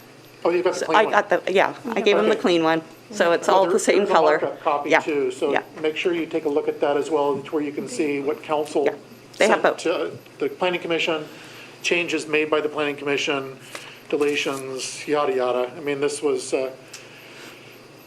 there was a lot of thought and a lot of listening that we ended up going through, because we too had a public hearing with the Planning Commission, to where we took in everything that people brought to us, those in favor as well as those who were opposed to the language. I think we did the best job possible of synthesizing everything together.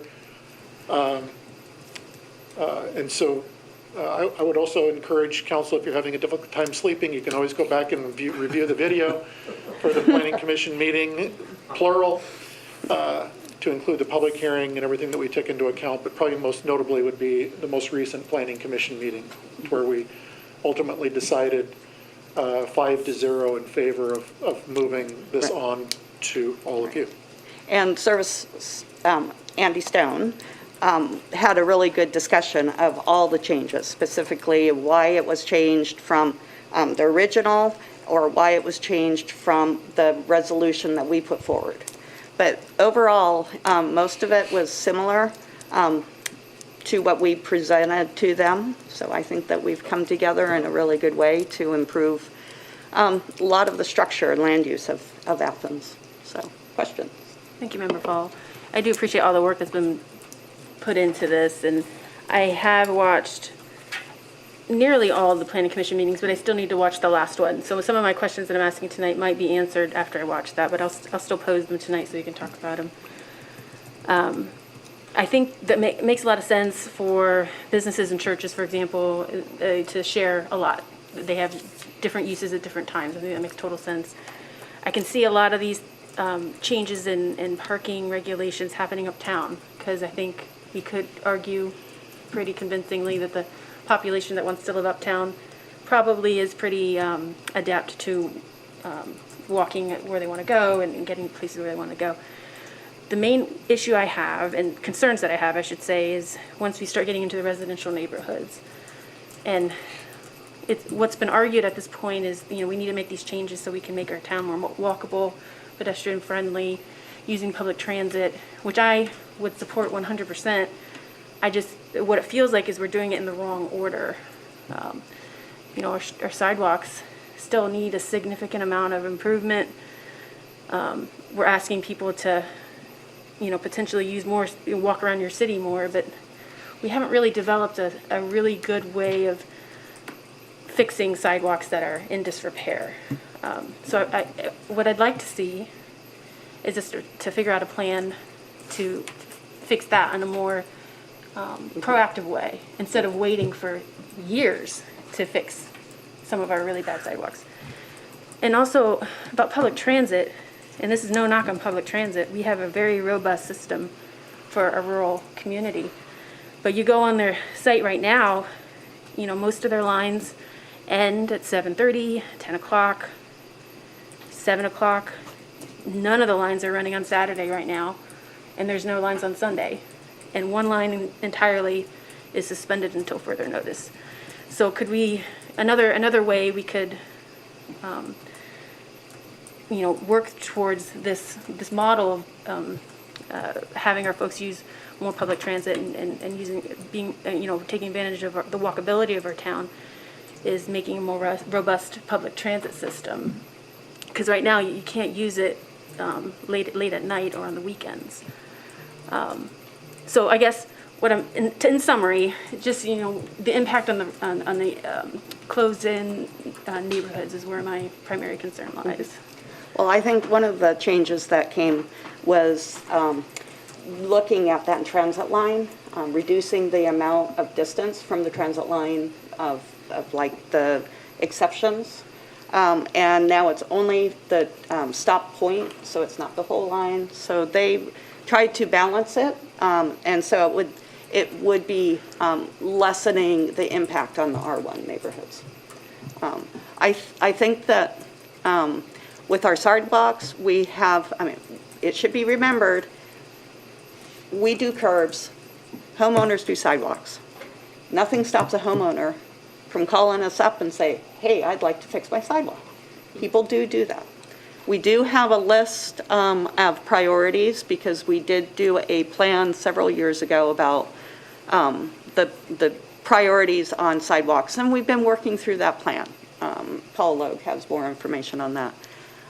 So is it perfect? Are we a perfect city when it comes to pedestrians right now? No, but having less cars on the streets and having opportunities for people to not have to use their cars makes city stronger, the pedestrians safer.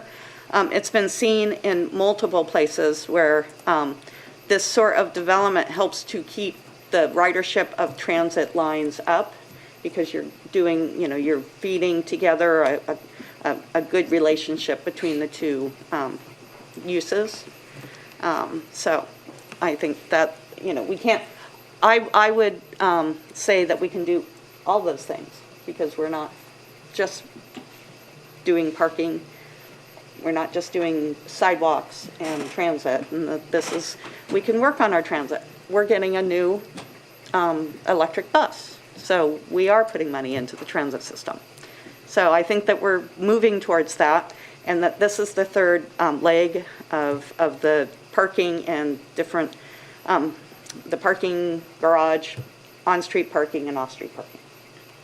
It's just the sidewalks have been an issue for years, and to say And they will be issues for years. well, we're addressing it, it's just, we're not really addressing it in a systematic way. And I understand the homeowner is responsible for what's in front of them, but it's also the city's responsibility to provide a safe passageway, right, on the sidewalk. So And there could be ways we could intervene in more Right. proactive And ways. I will talk with Paul to get that listing and the process that we go through. And Andy Stone, they have a process of this. Mayor? I agree with you, Arian, Councilmember Smedley. Schaefer has been a real issue when it comes to the sidewalk, which has a brick sidewalk, and unfortunately, COVID got in our way with what was going to happen, and we will take that back up again. I know that was a concern of yours, as it is with a concern of mine. But to the transit real quick, one of the big things that's impacting Athens Public Transit right now is the national shortage of bus drivers, unfortunately. That's one of the reasons, one of the main reasons why they've had to reduce bus line hours, as well as reducing some of the, stopping some of the bus lines that are functioning because they're able to double down with another bus line that may cover, a significant portion of that existing bus line. But I share your same concern when it comes to our public transit, but this is something that's we experienced it at the beginning of the school year with the school buses. We're seeing it in a lot of different places, but I want you to know that I absolutely recognize and agree with your concern when it comes to our public transit system. Appreciate that, thanks. The questions? Yeah, Members? Thank you, Member Paul. I had asked about it when this first got shown to us however long ago that was. Feels like 7 years ago somehow, even though it was no more than 2 months ago. I had been curious about, under the section, it's 230806, under the exceptions for parking spaces. And it was listed as, I'm just trying to make sure I'm actually reading this correctly with all the edits and everything, make sure I understand what it's saying. Originally it said there was an exception for sites close to the transit. The minimum number of required parking spaces could be reduced to 0 when it was within that 1,500. But that whole section has a line through it now. Does that mean that that is completely gone? It's now 230806 is exceptions, and they combined all the exceptions that were in the original, put the parking that can be reduced up to 50% and not 75% as in the second section, and they added the housing with net zero or LEED, developments with at least 50% universal design units, and also that development that's near the transit line. Thank you. Cool. I Thank you. remember that one.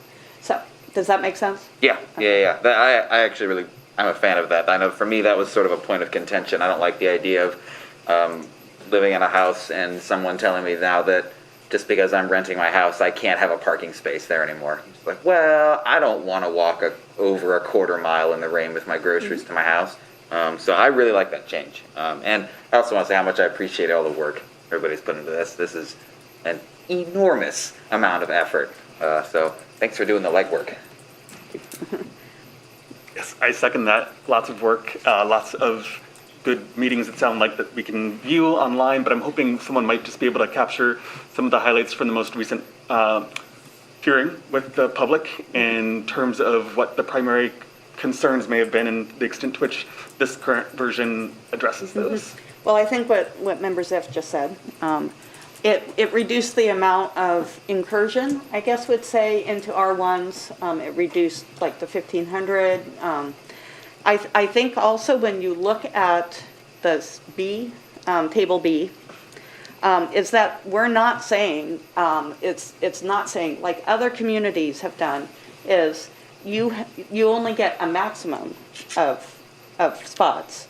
We still have a minimum in our B. And that was something that we did, the mayor and I talked a lot about, because when you're looking at these sort of impacts, it is, especially in Athens, in some ways, because of our requirements, we're really kind of people who don't drive as much, who don't need a car as much, are subsidizing through their housing costs, those parking spaces. That impacts the housing costs. It impacts the type of housing that people want to develop. And we can see some of the bad things that have happened with requirements, so much parking requirements, and all the backyards down on Mill Street. They used to be backyards. Now they're all parking because of our onerous parking requirements. That's an economic justice issue, being able to be in a smaller house, in a smaller lot, and not have to pave your whole backyard. That's what happened to the next door.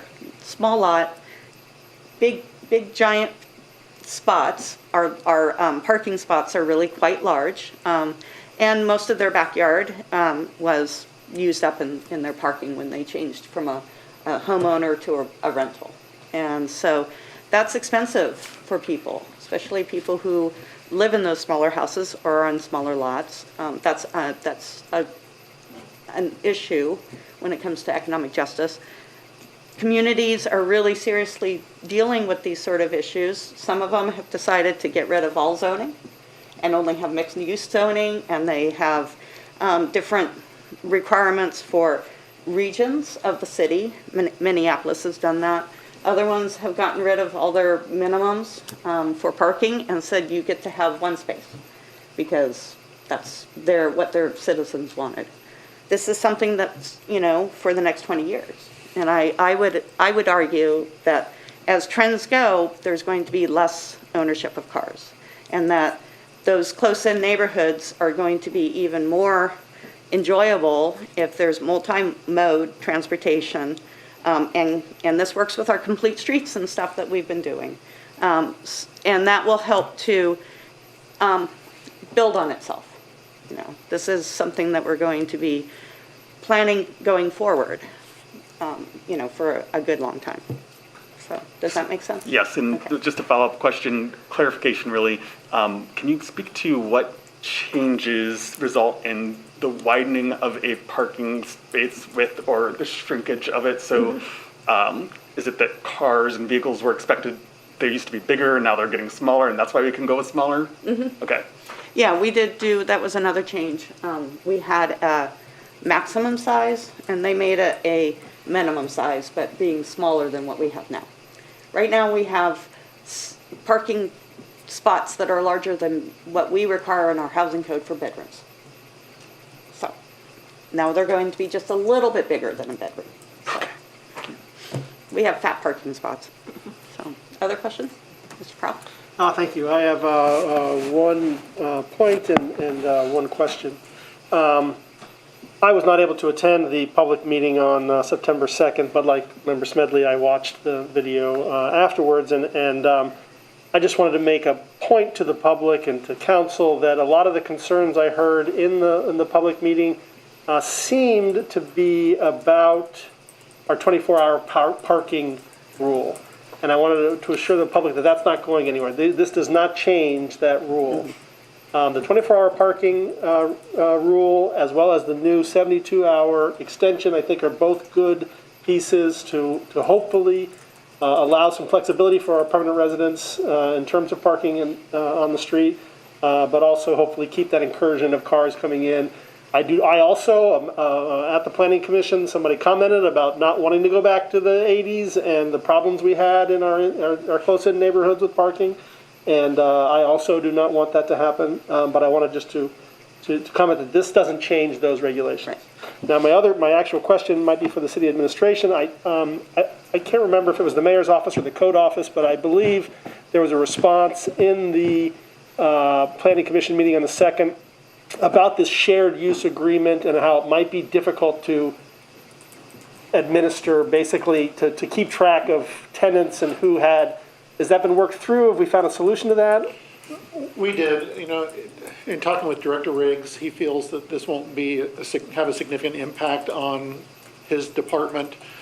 And this will likely come up when if there's a change in ownership for the lot or a change in ownership of a business that was part of the shared use. And so they'll still go through a study and demonstrate that they only need X number of parking spaces, and that the shared program would work with their business. So it would go through,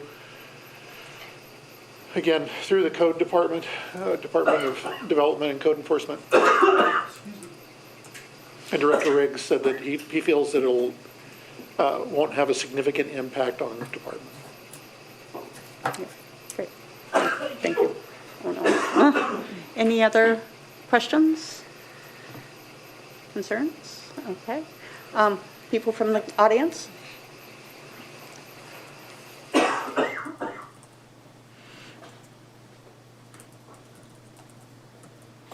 Joan Granassi, 56 Mile Street. Well, I watched most of the Planning Commission and attended the public hearing, and I watched the City Council meeting when this proposal came forward. It's not that I don't think we need some changes to the city code in terms of parking. There's some redundancies, there's some things that could be fine-tuned, there's some things that could make parking more workable in our community. But some of the changes in the original proposal made me upset.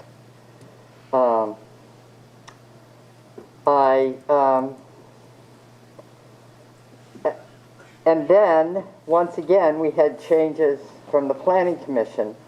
And I'm only going to speak to one of them, and I'm going to make a suggestion.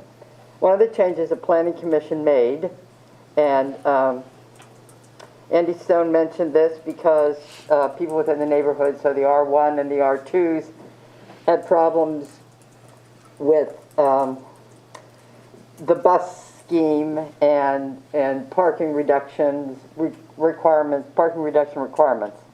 And so it was suggested that it only affect R3 neighborhoods, and it would be 1,500 feet from a bus stop, not a bus line. And that seems maybe logical, except that I'm going to list you all the streets that are adjacent and abut R3s in our neighborhood, and if those facilities reduce the parking on their lots for their tenants, where are those cars going to go? Because we have a transient population, and there's a ton of cars in this town. Okay, here are the streets that will be affected in R1 neighborhoods: Mound Street, North Congress, Grosvenor, Franklin, Morris, Hudson, May, Home, Lincoln, Washington, Curran, and Lancaster beyond Second. At least that's as far as I could go trying to read the map. So all those streets could be impacted with additional parking because they are reduced in an R3, which is adjacent.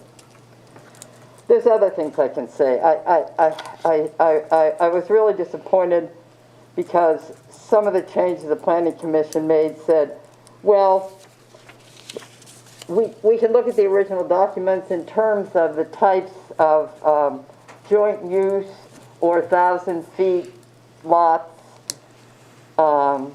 and we'll just rely on their judgment that they're going to keep these up.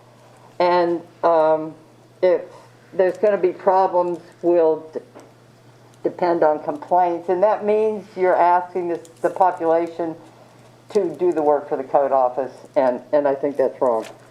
Okay, I'm going to make my suggestion, which I stated at the Planning Commission several years ago, and some of you may remember this.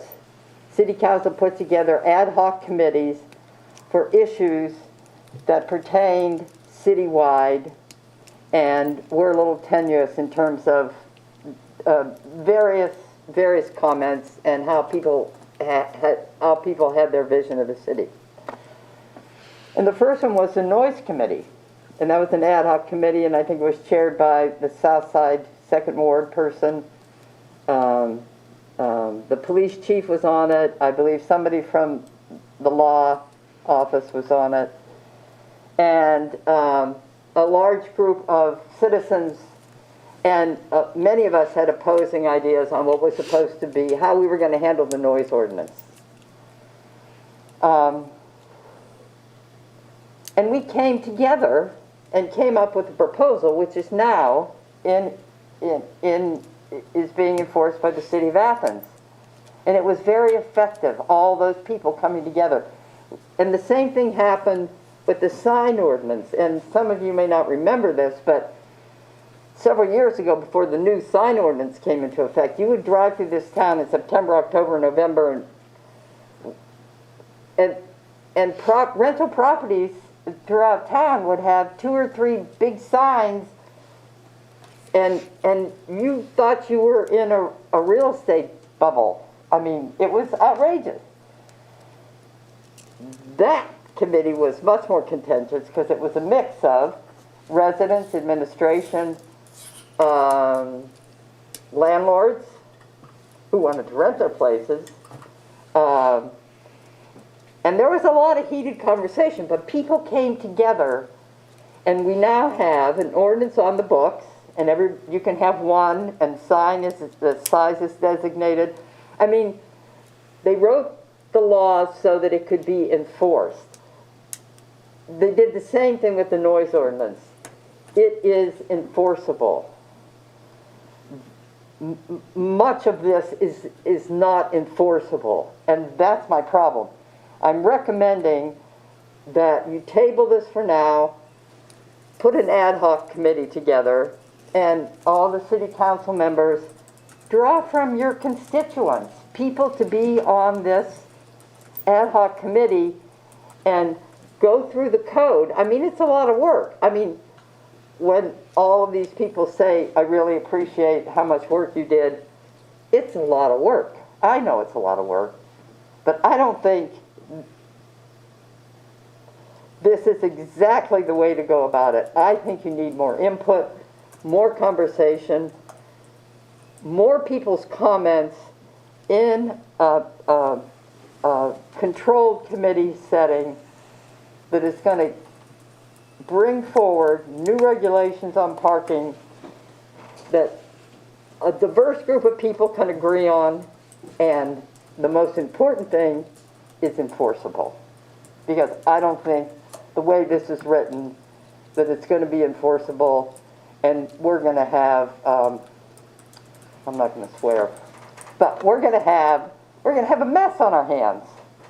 And then it's going to be grandfathered, and you cannot take back a grandfather. If you pass this, or any of these, they are grandfathered into the code, and you don't take a grandfather back. And so if it doesn't work in 5 or 10 years, there ain't nothing you can do about it. So anyways, that's my suggestion. I would really appreciate you consider it. If anybody wants to talk to me about it, I'm in the phone book. What's that? Still? No, I'm kidding. Thank you all very much. Thank you. Thank you, Joni. Any other questions, comments? Two quick questions. Thank you, Member Fall. Do we have, we don't have to talk about it now, but if at a future meeting or by email, we could provide some sort of study or evidence to suggest that car ownership will go down, and evidence to suggest that reducing cost restrictions lowers housing costs. Okay. That's it. Thank you. I have a question, just about the question of enforcement. If there are any comments that have already perhaps surfaced, I was hoping to get some clarification about that concern about enforceability of this plan. Well, I mean, the city administration has looked at this, and that's the process of the planning commission, because that is a city administration, executive commission. They went through it, they've made their recommendations. It's gone through the various departments saying, yes, we can do this. So things don't get put out there that the administration doesn't feel like they can deal with it and work with it, so. Does that make sense? I hear you. Yeah. Okay. Anything else? Great, thank you. That's all for me. Moving on to the Transportation Committee. Thank you, Councilmember Hall. And the Transportation Committee is chaired by Member Reisner and joined by Council Members Crowell and Ziff.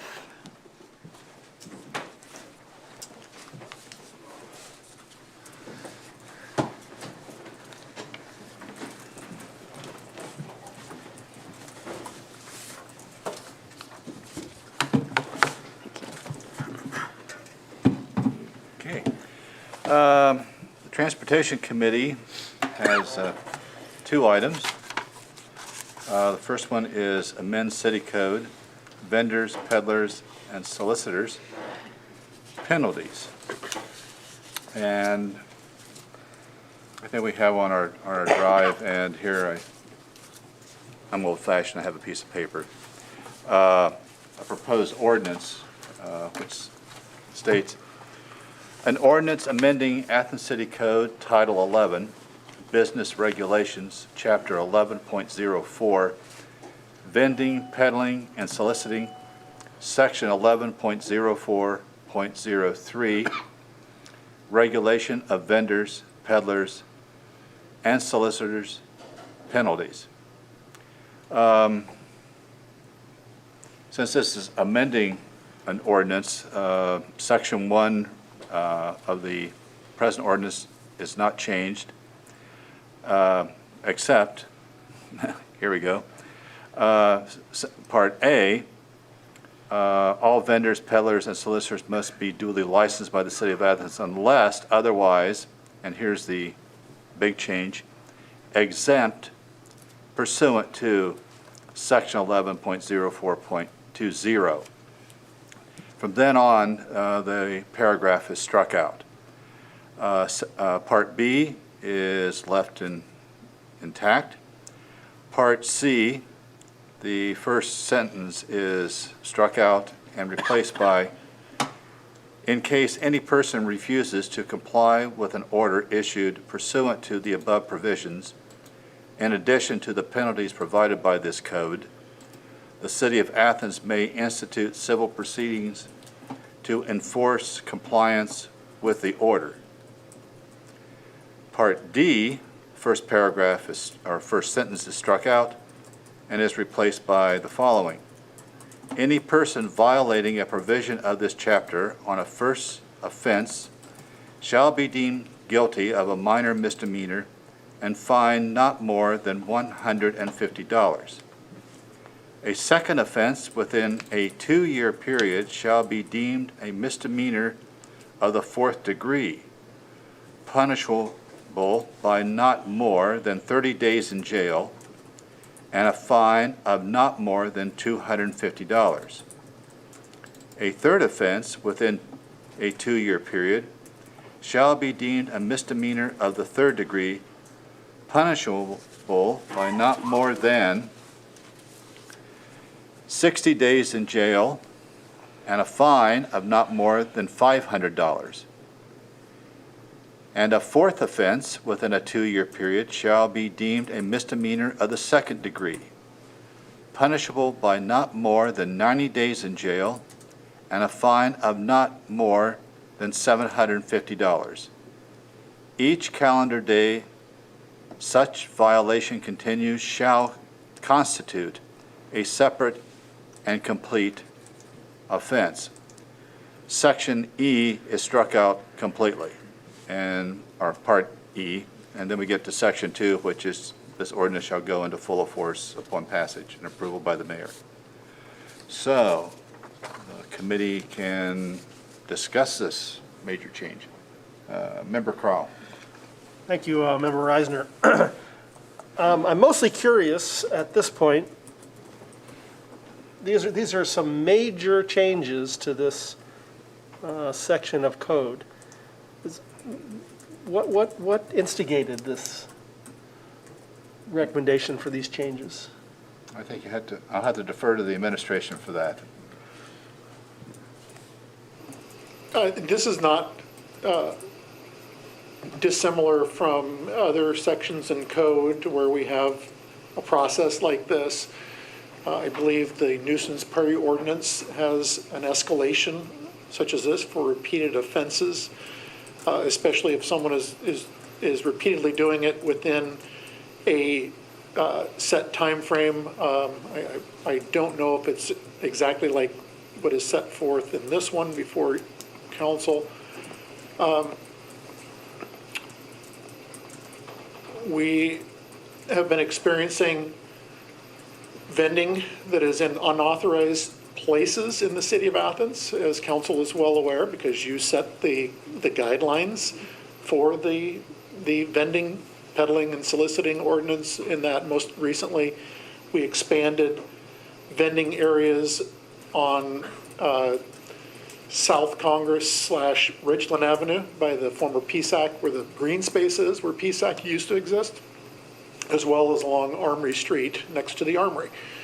But we are experiencing vending that is repeatedly vending in an unauthorized space in the uptown area. And currently, the way the ordinance reads is that the only thing that we can do is the police department can issue a minor misdemeanor with a fine, and it can just go on night after night after night with little recourse other than just to continue to issue the fine. And if a vendor has the financial wherewithal to pay that fine and keep doing it, then we find ourselves in a position to have to change the language of code. Hopefully council will take this up to where we have a piece of legislation that has stiffer penalties that hopefully would get individuals' attention to not vend in locations that they are not authorized to vend in. Thank you, Mayor. Thank you, Mr. Reisner. I asked this because and I think it's mostly pandemic related. I mean, I don't think we're out of the changes that have happened in the last year and a half, but I think council and city administration should look at our vending situation closely, because, I mean, I go up on Union Street now for lunch and there are no options, there's nobody there. And we have 10 spaces reserved there for vendors, and nobody is there. So I think we need to look at, why are we reserving those 10 spaces when there are no vendors? I supported the idea of trying to move some new spaces around, and I did see our beloved burrito buggy one day outside of the Space Peace Act, the park, and I was glad to see them in that location. I've not seen anybody up at the Armory, and I have seen people decide that they're going to vend wherever they want to vend. So I appreciate trying to solve that problem, hopefully. But I think perhaps, moving forward, this is obviously punitive, this is obviously trying to regulate business. I think we can, have a conversation with vendors who want to do business in the city of Athens, and try to make a city, a code that is supportive of them. I mean, I miss my vendors on Union Street. I miss going up there and having 4 or 5 different possibilities for lunch. I mean, I frequent the downtown brick and mortar restaurants as well, but I miss that aspect of Athens, and I don't know what's happened to it. But I think that we can think more closely about how to be supportive and have a city that supports people wanting to do business in that fashion. And I'm not sure what we're doing now works, because they've disappeared. That's just my 2 cents. Thank you. Mr. Mayor? I understand where you're coming from, Councilmember Crowell. I would contend that we are one of the few cities in southeast Ohio that actually has designated vending areas and a process for someone to go through, which is incredibly inexpensive to vend from, especially now, since you're not tied to, say, West Union or East Union. You're not tied to, it's basically that permit. They're free to, if the space is available, they're free to vend at any one of those spaces. The other thing I think to be mindful of is the city does authorize, with an agreement from a commercial property owner, for vending to take place, and we do have a lot of vending. I think we become either myopic or blind to some of the vending that does take place. Vending takes place down at Appalachian Behavioral Health. I sign off on permits often for someone to vend in front of an organization, an entity such as that, because they have the ability to do that, or vend in other locations with the property owner's permission to do so, and they still apply for, a vending permit at that site. But this is, the other thing to be mindful of is that with the situation that we're currently experiencing, is that unauthorized vending is taking place in front of a bricks and mortar restaurant, several of them. And that has a potentially significant impact on patronage at some of those, because they might lose some of their customers. Certainly losing the ability to have customers park out front in metered spaces in front of that particular establishment. When I went through city code back in 2013 and looked at the vending ordinance, one of the issues that I was hearing from restaurants as we were exploring revisions or amendments to the vending ordinance was from those who do operate restaurants in bricks and mortar establishments, where they have very high overhead when it comes to their leases and other things that they are responsible for, whereas for a vendor, again, when I say it's relatively inexpensive, it's inexpensive in terms of what the city charges to be in a metered parking space. It's basically recouping the cost of what the meters would bring in at that space. So being mindful of where vending can take place when it's really under the purview of you as city council. You basically have control legislatively over what can be done in the public right of way, i.e. our parking spaces and streets. Again, this is where we feel that we need a level of penalty that fits with repeated offenses that are happening on a, in some cases, daily basis, certainly weekly. And the impacts that are being incurred by the bricks and mortar establishments, as well as basically absorbing the $100, misdemeanor fine with little else penalty that can be imposed on someone who is basically illegally vending in the city of Athens. Yeah. So I think we have a city code and the rule of law for a reason, and I think that the vendors and everyone should be following city code.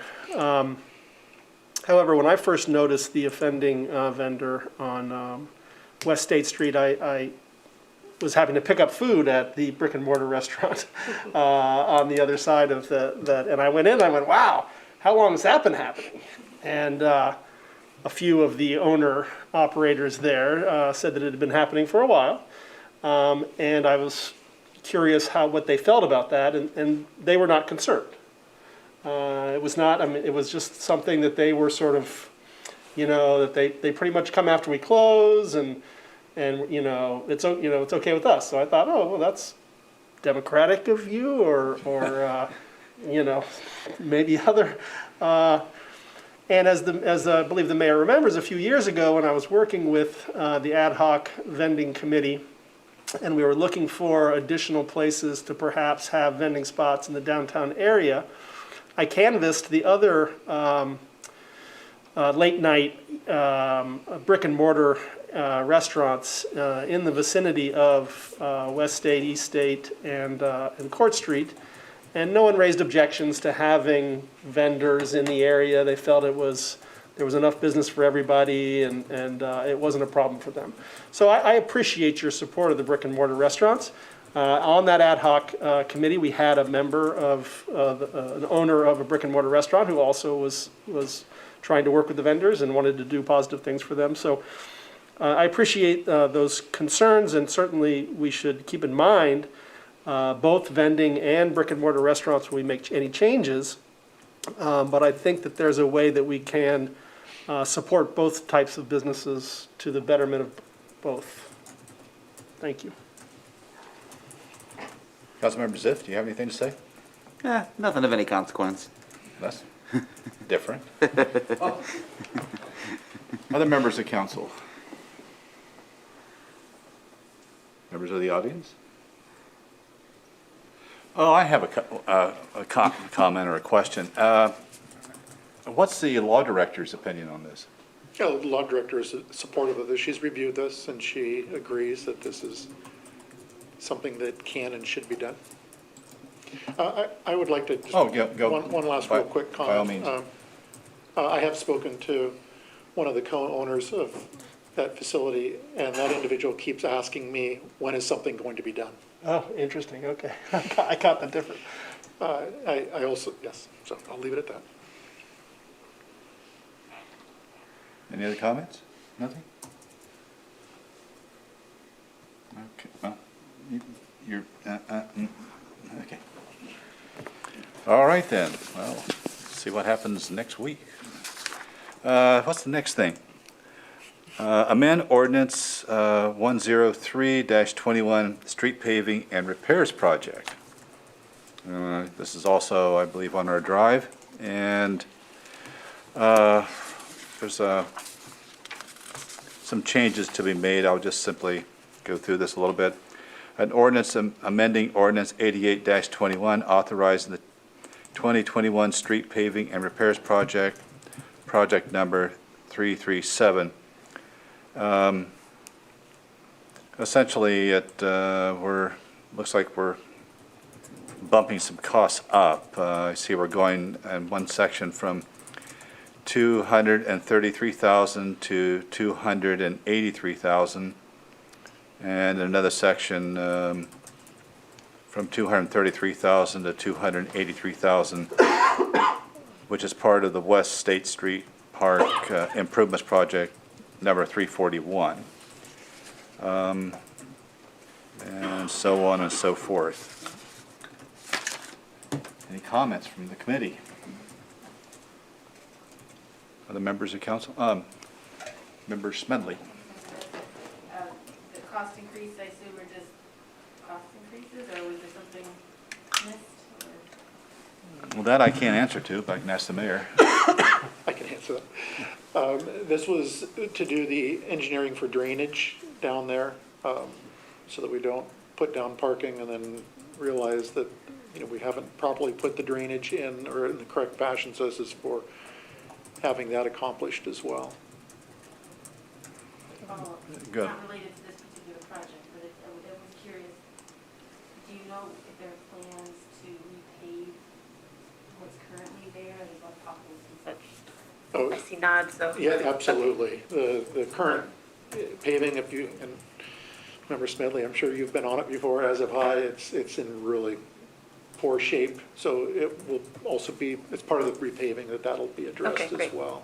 Thank you. As will the striping. The striping has always befuddled me. Oh, yeah.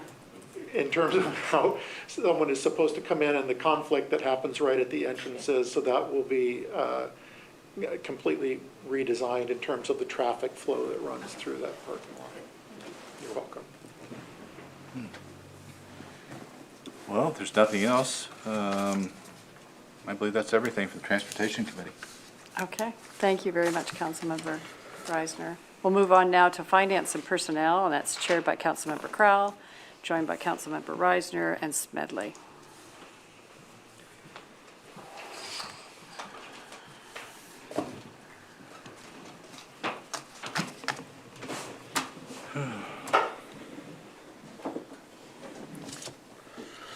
Okay, thank you, President Isley. First item on our agenda are the AFSCME contracts, two separate bargaining units. As I understand, these bargaining units have settled with the city administration, and what will be coming up on our agenda next week is to have council authorize the mayor to execute these agreements, these wages and working condition agreements with these two separate unions. The full contracts are on our drive. Are there any questions from the committee? Other members of council? Rob?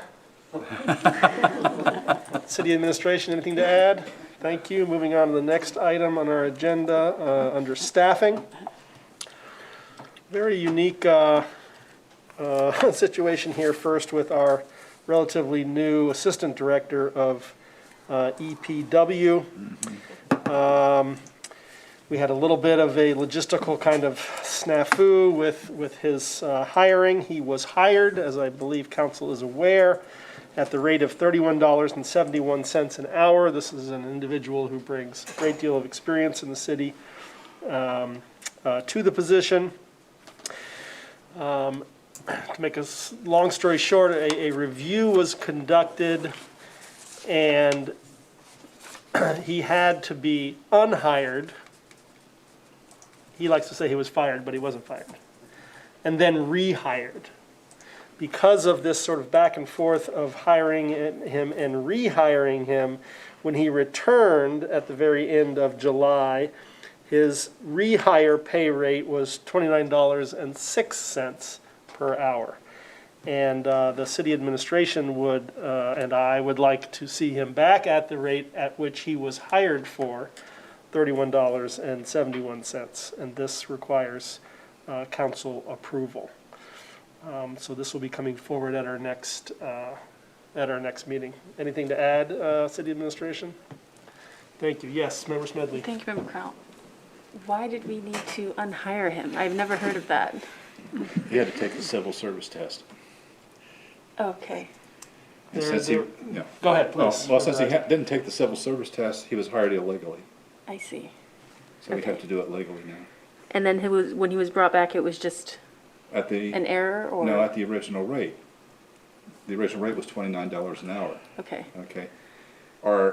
We gave approval to bump it up to 31. I see. But see, that was illegal because he didn't take the test. But now he's taking the test, so now he's legal. So now he gets 29. But now we have to give him 31. You got that? I think so. Appreciate that summary. Well done. Seems simple to me. Alright. Thank you, Member Reisner. Other members of council? So is he legally hired now? Mayor? Now that he's taken the test, yeah. I mean, how did we miss that? Thank you, Member Reisner, for that eloquent synopsis. Just in brief, again, the HR department, felt that we could move forward. The Civil Service Commission felt that it was not proper, the way we went about doing this. So we differ a little bit in our opinion on that and the interpretation of it, but it is what it is. And so we just want to bring this individual's pay up to where it should be. Okay, thank you. The commission had the official authority over this, and so they're the Absolutely. ones who said that we have to go back. Just a point of clarification. Yes, I'm please. curious as to why, when this employee passed the test, why they weren't able to be hired immediately back to the 31? Because it is 20% through the pay grade. Well, yeah, I'm not sure exactly. I'm not 100% sure myself, so I'm not going to say. They just can't. I will get the answer for you. Good question. That's a good question. All right. Any other questions or comments? Thank you for that information, Mayor. Okay, moving on to the next item on our agenda under staffing is the Recreation and Department, the Community Center. You may remember that or some of you may remember that in 2020, we changed the mix of the pay for the Arts West project manager, Emily Beveridge. We went to a 75-25 between community center funds and Arts, Parks, and Recreation funds. We now need to officially change the staffing ordinance back where she's 100% paid from Arts, Parks, and Recreation funds instead of those community center funds. So that will be coming forward to make that change back to what it was prior. Any questions about that? Committee, other members of council? Yes. Does that change provide any benefit to programs or resources that are at Art's disposal?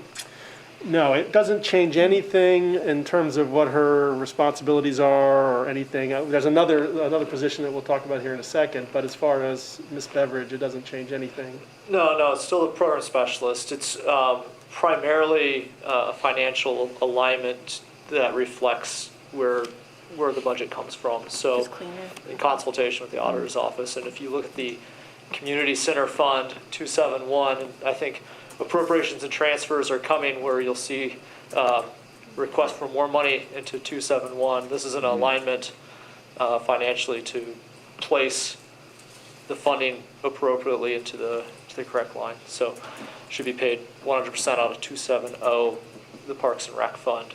But it doesn't change anything with programming, where the majority of that programming time comes from Arts West specifically, but community-wide, it's still Parks and Rec world.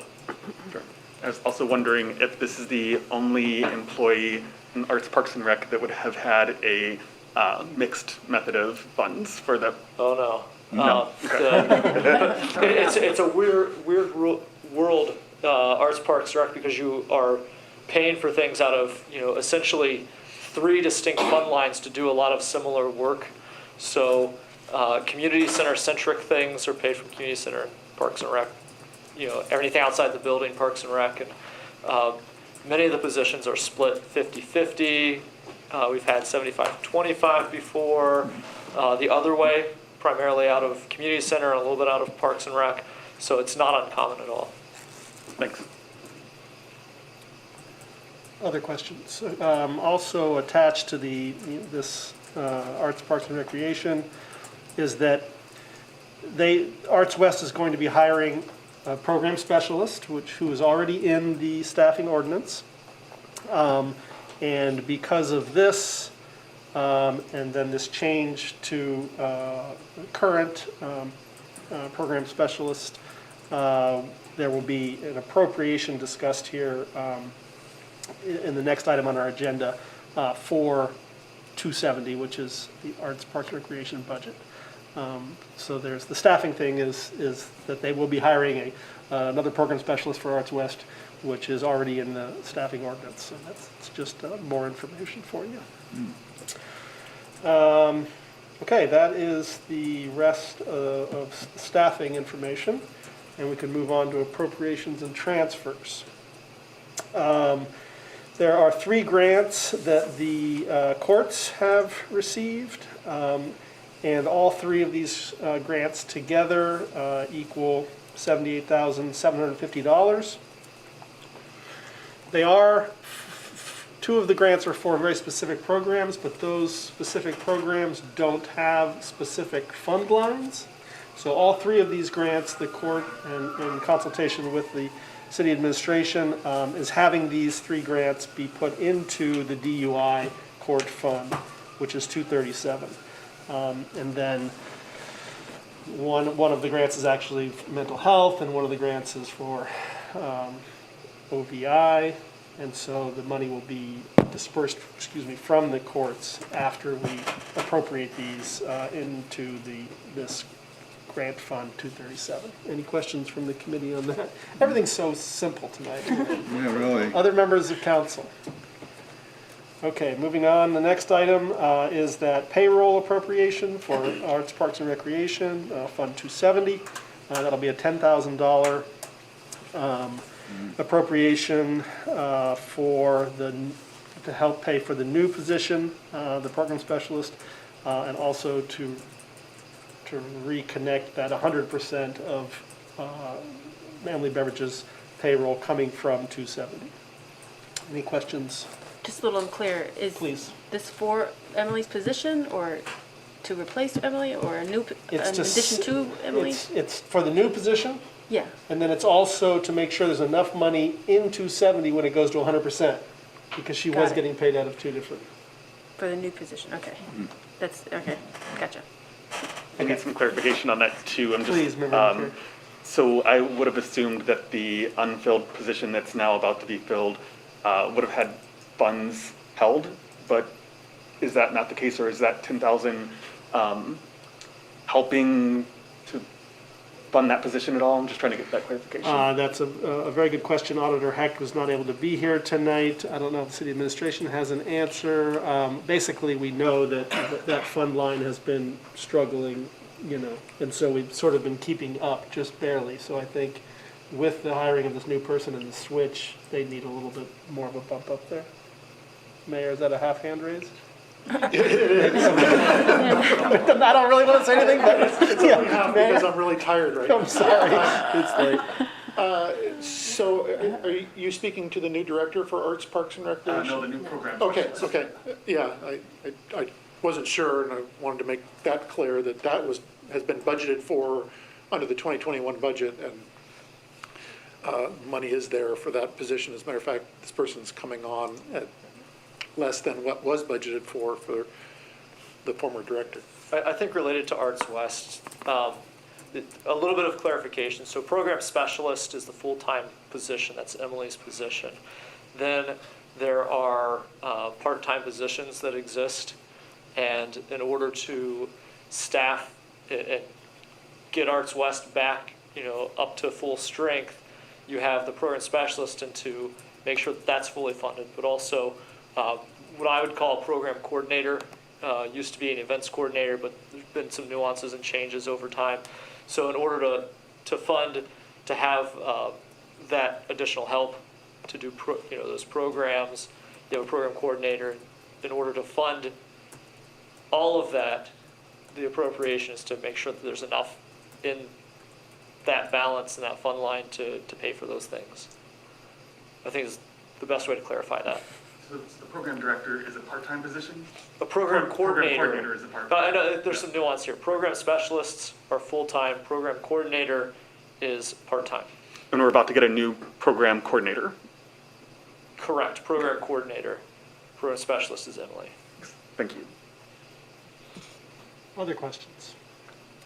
Okay, moving on to the last item on the agenda, or excuse me, the last item on the appropriations and transfers, is simply that we now have the Athens City School District's share of the tax increment financing fund, the TIF fund, which is $102,000, so there'll be an appropriation, or maybe that's a transfer, appropriation?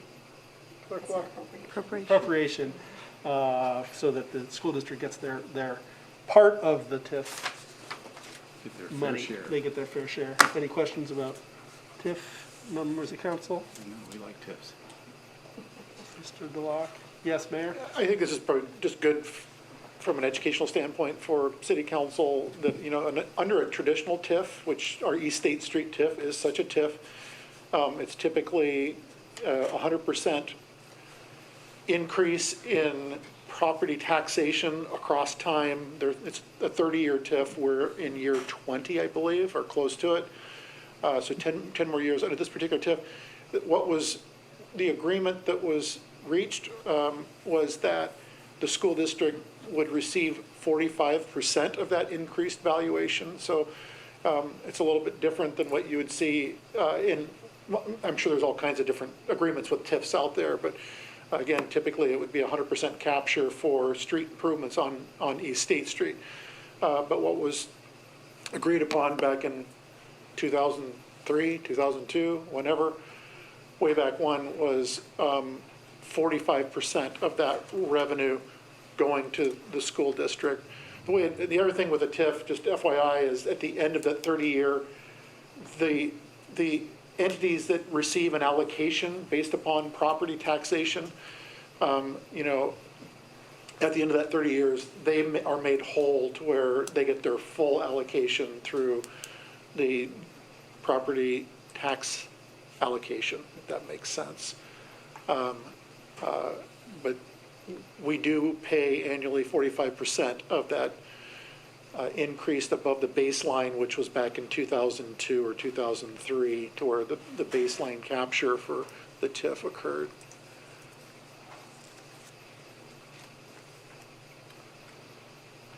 That's all I have tonight. Thank Clear you, as mud. President Isley. I think we're ready to adjourn. Thank you all very much for being patient with us. It is 9:29 p.m. We'll see you all next Monday.